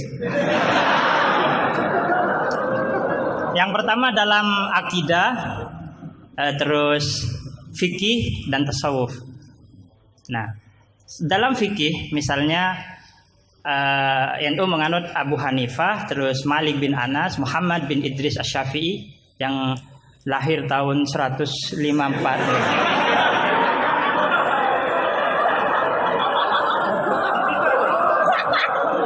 Wafatnya tahun 205. Akhirnya berapa? 154. 50. Mungkin kitab saya ditahrif itu, Gus. Umurnya Imam Syafi'i berapa? Apa? Umurnya Imam Syafi'i berapa? 63. Oh iya. Ya intinya umurnya pendek. Lahirnya Imam Syafi'i tahun berapa? 50, pokok 50 lah. 140 tambah 204. Iya, 204. Kalau Al-Ghazali wafat 505. Ya. Nah, iya. Ya pertanyaannya gini, Gus. Pertanyaannya gini, bahwa sistem bermadhab NU itu yang pertama adalah Al-Quran, As-Sunnah, Ijma' dan Qiyas. Sementara dalam aspek lain, NU menganut mazhab Abu Hanifah, Malik bin Anas, yang mana salah satu masodirul ahkamnya adalah misalnya Abu Hanifah menggunakan istihsan, Imam Malik menggunakan amalu ahlil Madinah. Nah, ini seperti ada apa ya, kontradiksi atau kontradiksi kontradiksi interminus istilahnya itu. Di satu sisi pakai kias, tapi di sisi yang lain kok menerima istihsan gitu, menerima amal ahlul Madinah. Padahal dalam sistem beragama NU itu landasan keagamaannya adalah Al-Quran, As-Sunnah, Ijma' dan Qiyas. Tapi di dalam ruang lingkup yang lebih dalam bermadzhab Abu Hanifah, itu Abu Hanifah menggunakan istihsan. Ini perlu ditambah rumusan Ahlus Sunnah wal Jamaah atau saya yang salah memahami gitu. Jadi yang dimaksud Qiyas di situ apa, Gus? Kalau misalnya Qiyas hamlu maklumin ala maklumin sebagaimana dalam Ghoyah halaman berapa itu? Terima kasih. Jadi yang dimaksud Qiyas dalam rumusan Ahlus Sunnah wal Jamaah itu gimana? Karena masih ada istihsan gitu kan, ada kontradiksi gitu. Kok Qiyas diterima, istihsan juga diterima gitu. Terima kasih. Semoga Gus paham ya. Ini semoga yang nular itu bukan hanya GR-nya ya, tapi juga ilmunya beliau semoga nular. Amin. Saya persilahkan kepada Kiai. Enggak dijawab, gurunya aja cukup. Ini siapa? Abdul Wahid. Yang ini. Husain. Tapi enggak cucunya Nabi yang Husain.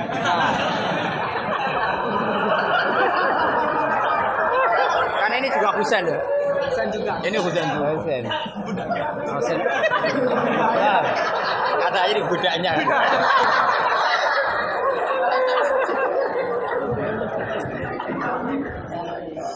Ini yang jelas ini hari ini benar-benar kacau. Kacau sekacau-kacaunya ini. Ustadznya bingung, santrinya sudah bingung, sombong lagi.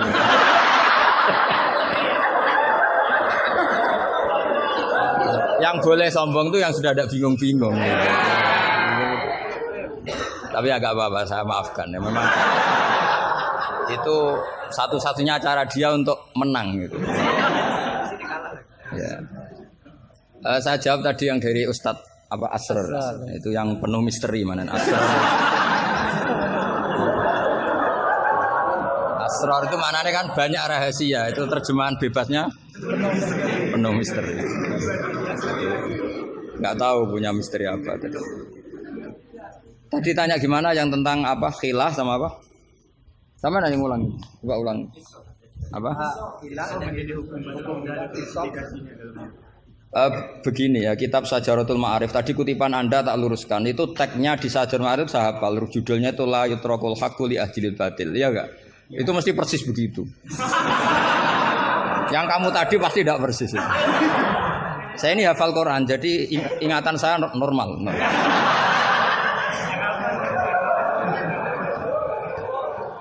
Terus berhalanya namanya apa? Saya ingat kalau berhala yang di Sofa dan Marwah, Isaf dan Nailah.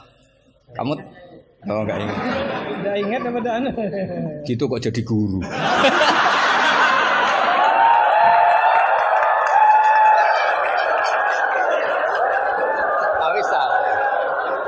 Jadi maksudnya itu mungkin jadi gurunya sah karena muridnya lebih bodoh. Tapi yang nggak sah itu gini loh. Wong kelas gitu kok melawan saya itu loh. Itu sangat nggak sah ya. Jadi ibaratkan saya ini sudah tisen dilawan LSPK, lu bisa mati. Bisa mati. Begini ya, saya ini belajar itu banyak. Selain belajar banyak, saya itu punya hafalan banyak. Jadi penting ya, hafalan itu penting karena itu kias atau tadi misalnya cerita itu bahasa Arabnya kisah. Tapi asalik anil kisah ilal iktibar itu adalah maslaku ahlil akhyar. Itu masyhur itu dawuh ulama. Jadi dari cerita kemudian diiktibar itu maslakul akhyar, manhajnya orang-orang pilihan. Sehingga cerita ini sebetulnya idzoh atau mau idzoh atau kisah ini menjadi iktibar. Dan iktibar masuk yang di antara yang 9 itu. Misalnya begini, sampean guyon di sini. Itu kalau bapak saya masih sugeng, sampean guyon gini dibiarin. Bapak itu pernah sama saya mau manggil santri. Kemudian di kangkang itu baru guyon, itu bapak balik. Kembali ke dalam nggak jadi manggil. Padahal mau manggil karena ada tamu disuruh melayani tamu. Kata bapak gini, Pak kenapa kembali? santri itu fakir ra di duit. Kok iso guyon tuh barang mewah. Maka mengganggu itu haram katanya. Wong fakire ngono kok iso seneng itu luar ya. Mengganggu kesenangan orang fakir adalah dosa. Makanya kalau sampean GR mengalahkan saya monggo mawon. Karena itu satu-satunya cara sampean untuk merasa apa? Menang. Saya ndak usah merasa menang sudah pasti menang. Merasa tidak merasa sudah menang. Ya coba polling saja. Gus Bak sama Ustaz Asror alim mana? Saya tidak usah jawab.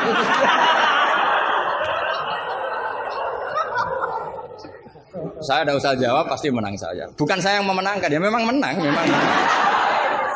Buktinya gampang kan? Sampean ngundang saya apa ngundang Ustaz Asror?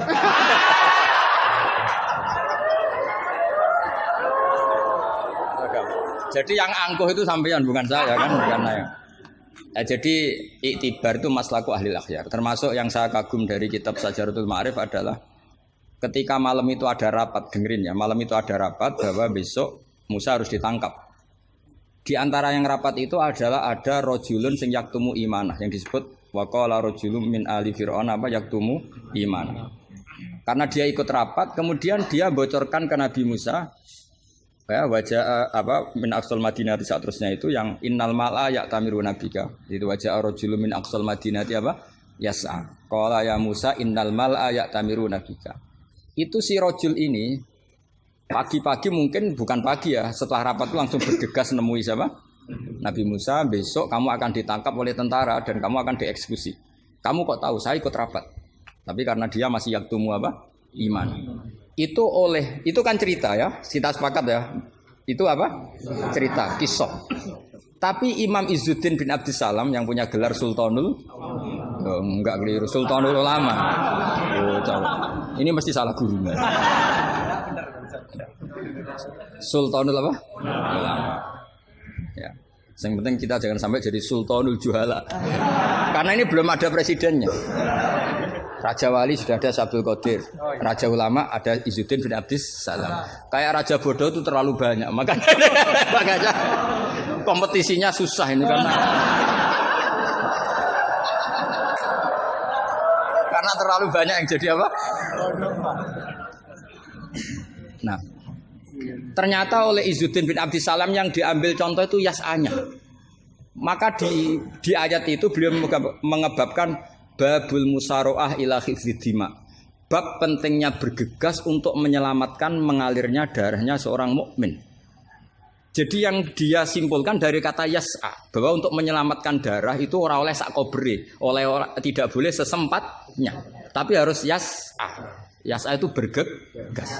Nah itu kan dari kisah menjadi istidlalun fiqhiyun, apa? Menjadi istidlalun fiqhiyun atau amrun fiqhiyun.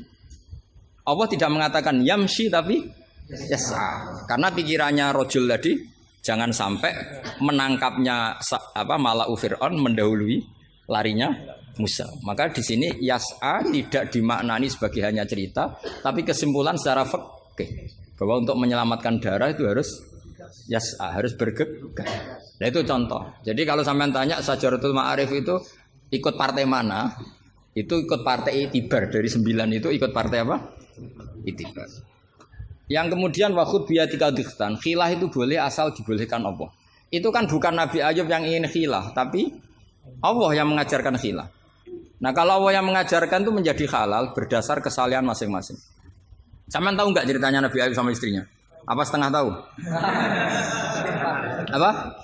Oh setengah tahu lah. Ini yang setengahnya tak tambahin lagi.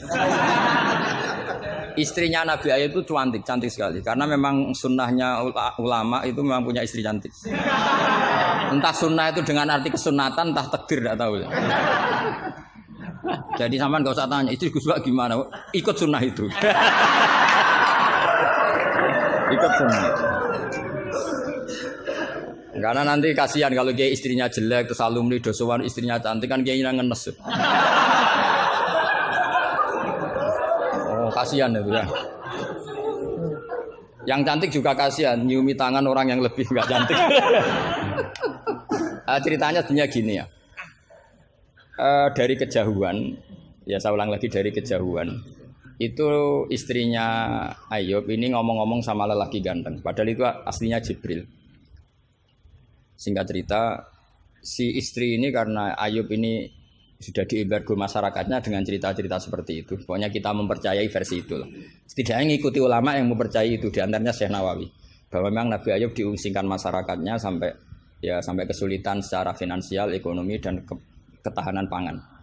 Terus istrinya itu kerja dapat uang. Suatu saat sampai pada level ekstrimnya, nggak dapat pekerjaan, nggak dapat uang. Kebetulan ada anak raja yang rambutnya itu brodoli, yang nggak punya rambut. Terus disayem bayarkan siapa yang rambut terbaik mau dibeli mahal. Akhirnya istrinya ini menjual apa? Rambutnya. Ya tadi kalau orangnya cantik ya rambutnya cantik. Kalau cantik terus keriting bulat kan susah itu. Kalau keritingnya tidak pas, kalau pas ya tetap cantik ini maksudnya. Nah, ketika dijual terus dapat uang dan itu di atas rata-rata. Si Nabi Ayub ini curiga. Ya bawaan seorang suami yang punya istri cantik. Kalau jelek kan gak gampang curiga. Terus bunder keriting welek kan suaminya agak gampang curiga. Kok dapat uang banyak ini dari mana? Singkat cerita dengan tanda kutip kesalahpahaman ini menjadikan beliau agak latah bersumpah la adribannaki mi'ata sautin, kamu akan saya pukul mi'ata sautin. Akhirnya Allah ini kan yang Ayub ya orang soleh, cemburu itu sah karena seorang lelaki, seorang suami. Pilihan-pilihan istrinya juga sah. Allah tidak ingin orang solihah seperti istrinya Ayub dapat hukuman yang tidak semestinya. Tapi Allah juga gak ingin hamba yang soleh Ayub ini melanggar sumpahnya. Jadi Allah sendiri yang coro gampangannya memikirkan cara keluar dari sumpah itu. Paham ya? Dan istrinya tidak tersakiti oleh 100 cambuan. Ya 100. Akhirnya Allah bilang gini, ya sudah kamu pakai lidi 100 saja, cambukkan sekali, anggap saja sudah 100. Itu disebut wahud biadika dikham fadrib bihi wala tahnas. Jadi kata 100 tetap 100, tapi si solihah tadi nggak perlu kesakitan dengan 100 pukulan. Tapi ini yang milih biar Allah, tidak kamu. Kalau kamu yang ngelah pasti kriminal.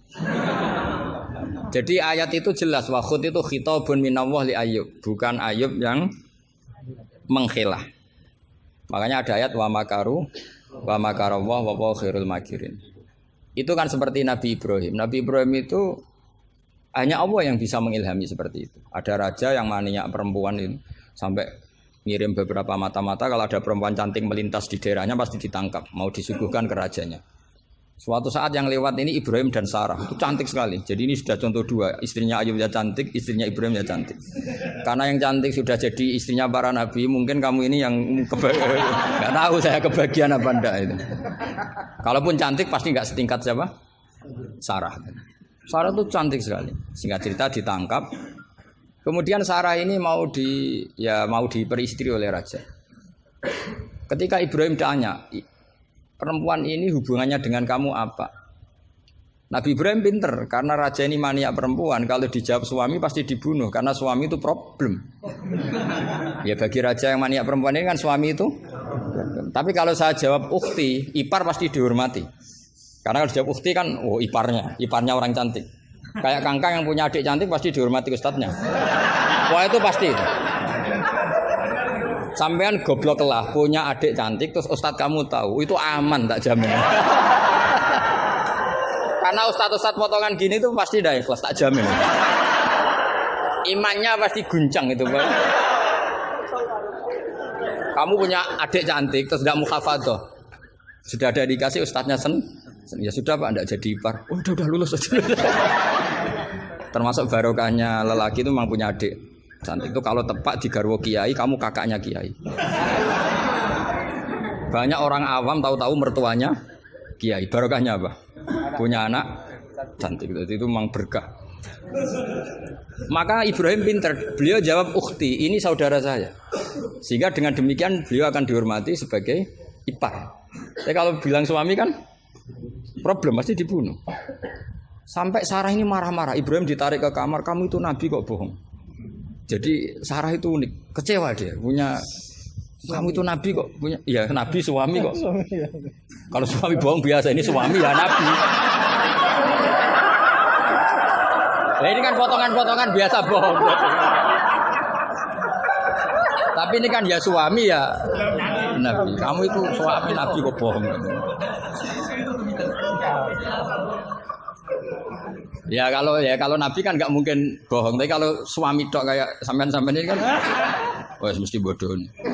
Bar ngopi di perempuan cantik kok di ngopi, nang di, ya ngopi wae.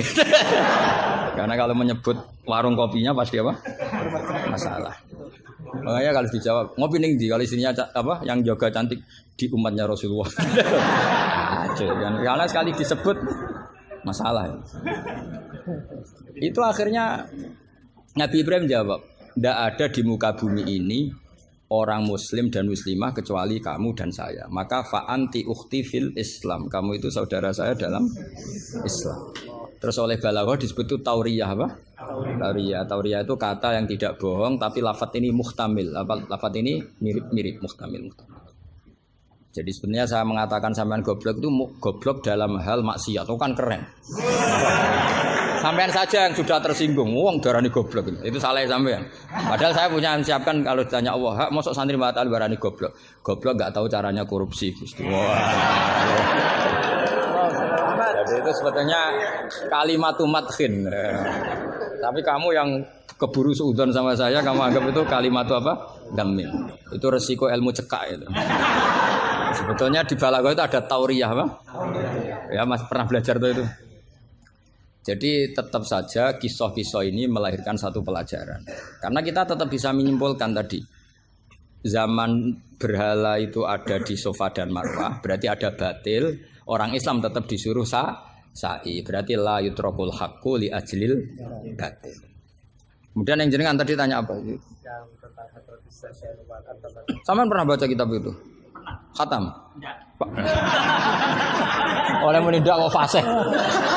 Benar-benar jujur. Benar-benar jujur. Yang tentang itu saja. Ya, enggak yang tentang qadhiyah itu paham. Redaksinya apa bahasa Arabnya? Wa yalzamu alal ami at-tamadzub. Terus bimadzhabin. Kitab itu yang termasuk mengkaji detail itu saya termasuk saking seringnya mengkaji itu pernah diberi hak keluarganya Basim di kamar Basim yang dipakai ngarang kitab itu dan di kursi yang dipakai Basim ngarang kitab itu. Jadi sudah jauh sekali ini kelasnya. Jadi saya gara-gara neliti kitab itu pernah diberi hak di kamar Basim di kursi yang pernah dipakai Basim. Pas itu yang memberi hak saya masuk itu Gus Fahmi sama Gus Hakim. Gus Hakim itu cucu Basim dari Mbah Mak Somali yang ngarang apa? Jadi Basim punya putri namanya Khairiyah. Khairiyah ini suaminya siapa? Yang di istri siapa? Mbah Mak Somali yang ngarang Sorof. Khairiyah punya putri namanya Abidah. Lah Abidah ini yang punya anak namanya siapa? Gus Hakim. Yang panggilannya Gus Kiki sama Gus Fahmi. Saya diberi hak di kamar beliau di kursi yang dipakai beliau. Jadi saya kemarin di Mbah Hamid juga gitu, di Kiai Idris di kamar Mbah Hamid Pasuruan di kursi yang dipakai Mbah Hamid. Karena kalau itu memang sebabnya nasab karena Mbah Hamid sepupu dengan Mbah saya kan sama-sama dari Lasem apa? Jadi kalau kamu belajar mengutip, saya ini tidak sekedar mengutip sampai wanak tubuh makodamu apa? Wasarum itu. Jadi begini loh ya logikanya, kamu jangan terlalu kumo luhur bakas ikhtisan kok kayak wong alim gaya kamu itu sudah kacau-kacau gimana ya?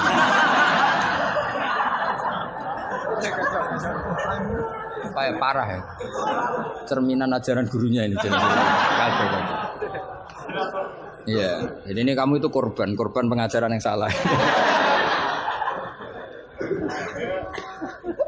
Dan kamu bahasanya juga salah. Menurut NU, pegangan itu 4 itu tidak menurut NU, menurut ahli sunnah wal jamaah. Jadi begini ya, kias itu kan sebetulnya hanya bahasa saja. Sebetulnya ya istihsan juga kias. Sebenarnya kalau kita, karena ketika seseorang itu menomorsatukan Quran dan hadis, pasti istihsan ini juga tidak keluar dari Quran hadis. Ketika kamu katakan kias, itu juga tidak keluar dari Quran hadis. Maka pertanyaannya, menurut Dawud Al-Zahiri, sebetulnya kias itu ada apa enggak? Ya bisa saja enggak ada. Misalnya begini, sama tak beda aja ilmu yang paling gampang. Yang kamu pahami kias itu ada berapa?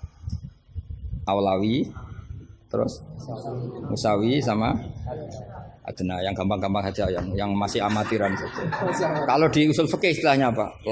Lahnal khitab, fahwal khitab. Ngono kok lali yo ya. Aku sing wis tokoh nasional ilingan. Harusnya lupa itu saya pantasnya karena sibuk. Harusnya yang pantas lupa itu saya karena sibuk.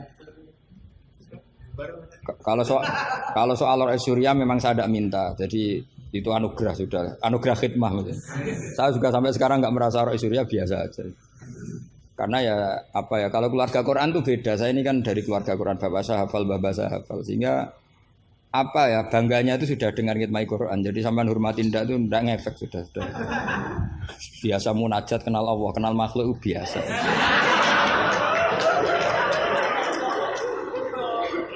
Biasa ma'rifatullah dijak ma'rifatul khalqi. Begini misalnya ya, sama tak bedai misalnya gini. Fala taqul lahuma uffin atau innal ladzina yaquluna amwalal yatama zulman. Kita paling gampang kalau kita ngajari Mahat Ali seperti ini, yang gurunya saja meragukan ini, yang guru kepala. Itu kias paling gampang tentu kita katakan gini. Allah mengharamkan memakan harta anak yatim. Ilatul hukumnya apa coba? Ifsad kan? Nah, kalau aklu itu haram karena ifsad, maka ikhraq lebih haram. Kalau ufin yang adnal iza, ya ufin muni janjuk pada orang tua atau hus. Ya.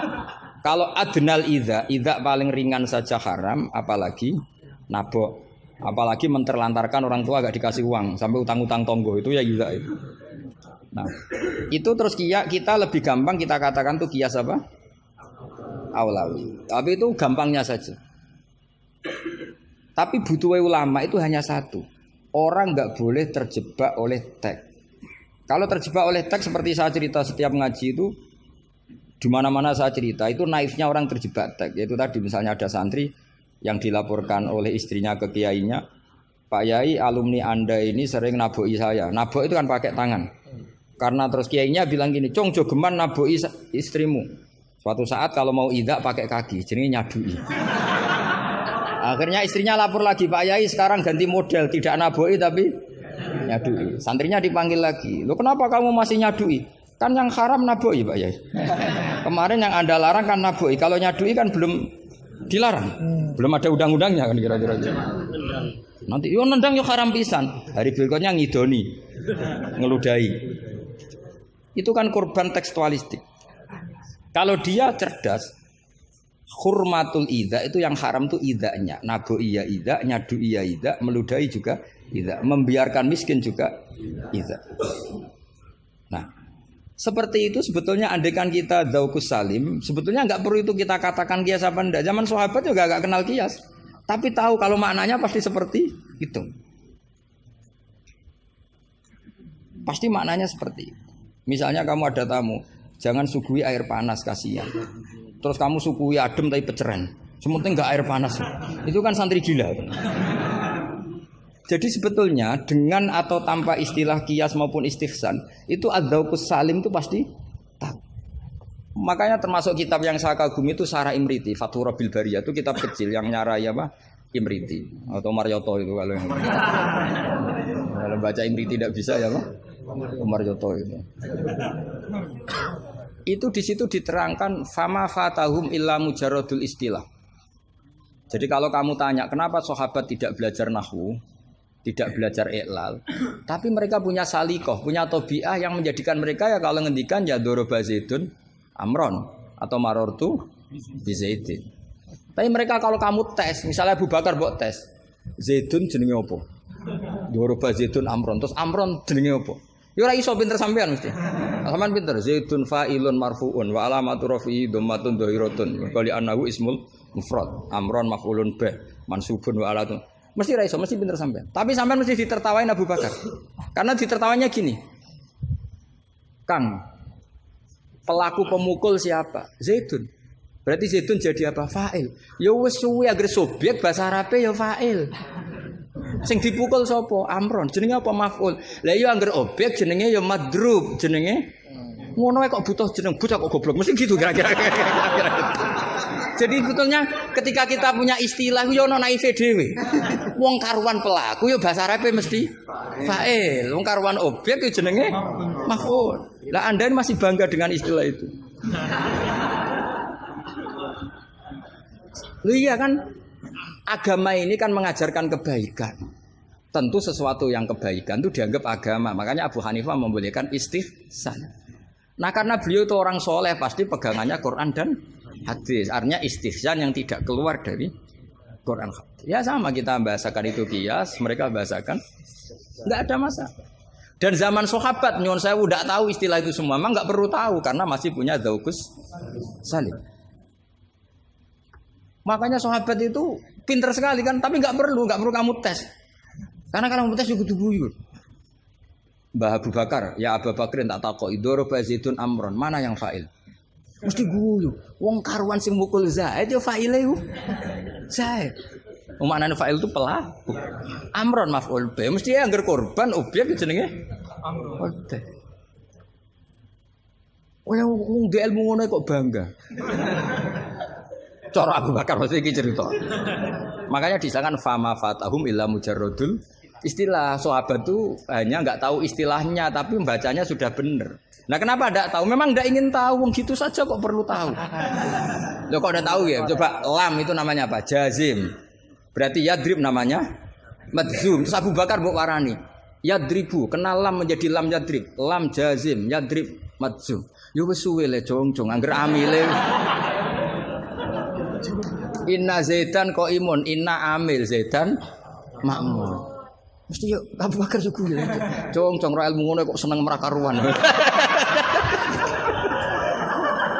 Ya mesti wae. Itu kan makanya dulu bahasa Arab dulu itu tidak ada kata zaujah. Kata zaujah itu bid'ah gitu. Hasanah bodolala tidak tahu, pokoknya bid'ah. Di Quran enggak ada loh bahasa zaujah. Mbak-mbak ini perlu tahu, enggak ada bahasa zaujah. Coba. Asa rabbuhu in talaqakunna ayyubdilahu azwajan. Azwajan jamaknya zaud apa jamaknya zaujah? Loh, azwajan jamaknya zaud. Azwajan jamaknya apa? Zaud. Di Quran nggak ada bahasa zaujah karena maknanya zaujun itu pasangan. Kalau dikatakan lelaki maknanya perempuan. Kalau dikatakan perempuan maknanya lelaki karena zaujun maknanya pasangan. Ndak berhubung jagani wong ora pati pinter mau. Akhirnya terus ono zaujah. Di Quran nggak ada. Coba an-nabiyyu aula bil mu'minina min anfusihim. Terusannya apa? Wa azwajuhu ummahatuhum. Ayo. Azwaj zamannya zaujun apa zamannya zaujah? Zaujun, zamannya zaujah, zaujat. Mau belajar bahasa Arab sih kok bantah bocah ora sopan. Tapi berhubung jagane wong goblok-goblok iku. Akhir ono zaujun. Ono zaujah sebetulnya cara wong ditaku salim wae, ada zaujun itu pasangan. Coba lihat di Bukhari, Ana Aisyata zaujin Nabi. Jarang Imam Bukhari bilang zaujatin Nabi. Ana Aisyata zaujin Nabi. Karena itu masih bahasa Arab orisinil. Belum kena Mahat Ali sini masih orisinil. Ya belum kena asrori ya. Karena maknanya zaujun itu apa? Pasangan. Jadi kalau dikatakan zauju Zaidin berarti imro'atu Zaidin. Kalau yang ngomong itu misalnya zauju Aisyata ya siapa? Pokoknya mesti seperti itu. Tapi gue beda no, ben wong gue gampang ono zaujun. Tapi Quran enggak pakai bahasa itu, masih pakai bahasa orisinal. Makanya disebut an-nabiyyu aula bil mu'minina min anfusihim wa azwajuhu ummahatuhum. Azwaj huna jam'u zaujin. Zaujin maknane pasangan. Dong ya. Jadi bahasa ngalamilah. Sahabat itu enggak perlu tahu bahasane sampean enggak perlu. Coba kalau sampean ketemu orang Arab, ditakoki ya diguyu wong Arab. Sekolah ning di anakmu, sekolah ning madrasah. Kalau ditanya madrasah terjemahnya apa? Sekolah. Berarti sekolah-sekolah kan. Jadi lucu kita. Sampun itu sudah bakdo ya. Sudah. Orang Jawa jadi satu sampun bakdo. Bakdo itu bahasa Arab. Maknanya ya sudah. Nah, sahabat tuh tahu betul apa karena punya dzauqus salim. Sehingga pernah juga ini cerita kedua dan ini terakhir, nggak boleh tanya lagi. Ketika ada seorang khotib menceritakan Allah ngendikan, "Fa wa rabbis samai wal ardi innahu lahaqqum mithama annakum tantikun. Itu ada orang Arabi ngaco. Mangdalladzi akhdobal jalil hatta alja'u ilal yamin. Ayo hafalkan Pak Asrori, biar latihan hafalan apa? Mangdalladzi akhdobal jalil hatta alja'u ilal yamin. Pak Khotib, saya mau tanya, siapa yang bikin Allah murka sampai Allah dipaksa sumpah? Karena orang kalau sampai sumpah itu artinya nganggep mukhotomnya tidak percaya. Makanya di balaghah ada urutannya. Kalam itu kalau nggak ada pengingkaran, nggak usah pakai taukid. Kalau ada pengingkaran, pakai taukid. Kalau pengingkarannya banget, pakai kosam. Termasuk pakai apa? Artinya gini, kalau Allah sudah sumpah, pasti indikasi Allah sedang duka. Karena kosam hanya untuk mukhotob yang tidak percaya. Makanya ketika ada khotib baca fawarabbis sama iwal ardi innahu lahaqqum mitsama annakum tantikun. Langsung Arafi tadi tanya man dalladzi akhdubal jalil. Itu siapa Pak Khotib yang bikin Allah marah sampai Allah harus sumpah. Ini namanya adzaukus. Tapi ya enggak usah kamu tes. Itu namanya apa? Faidatul khitab wa lazimul faidah. Faidah apa lazimul? Ya enggak bisa, kalau zaman dulu ya enggak ada istilah itu. Istilah itu kita bikin. Jika mukhatab khaliyah ini begini, kalau agak enggak percaya terus kamu sok pinter. Jika mukhatab ingkar maka gini. Ya memang bahasa Arabnya enggak percaya ku ingkar dul ngene kok ora roh. Tapi kamu anggap bahasa Arab itu luar biasa. Ya kan normal kan sebetulnya itu normal. Dong ya sudah ya. Ya sudah. Ya sekira mohon maaf ya muga-muga kula ya disepuro pangeran. Tapi yang jelas itu lebih salah sampean. Yang seneng kiai kok ngatur apa? Gus Ba harus datang tanggal ini jam ini. Cek keren nih ngatur. Ya, saya kira demikian. Assalamualaikum warahmatullahi wabarakatuh.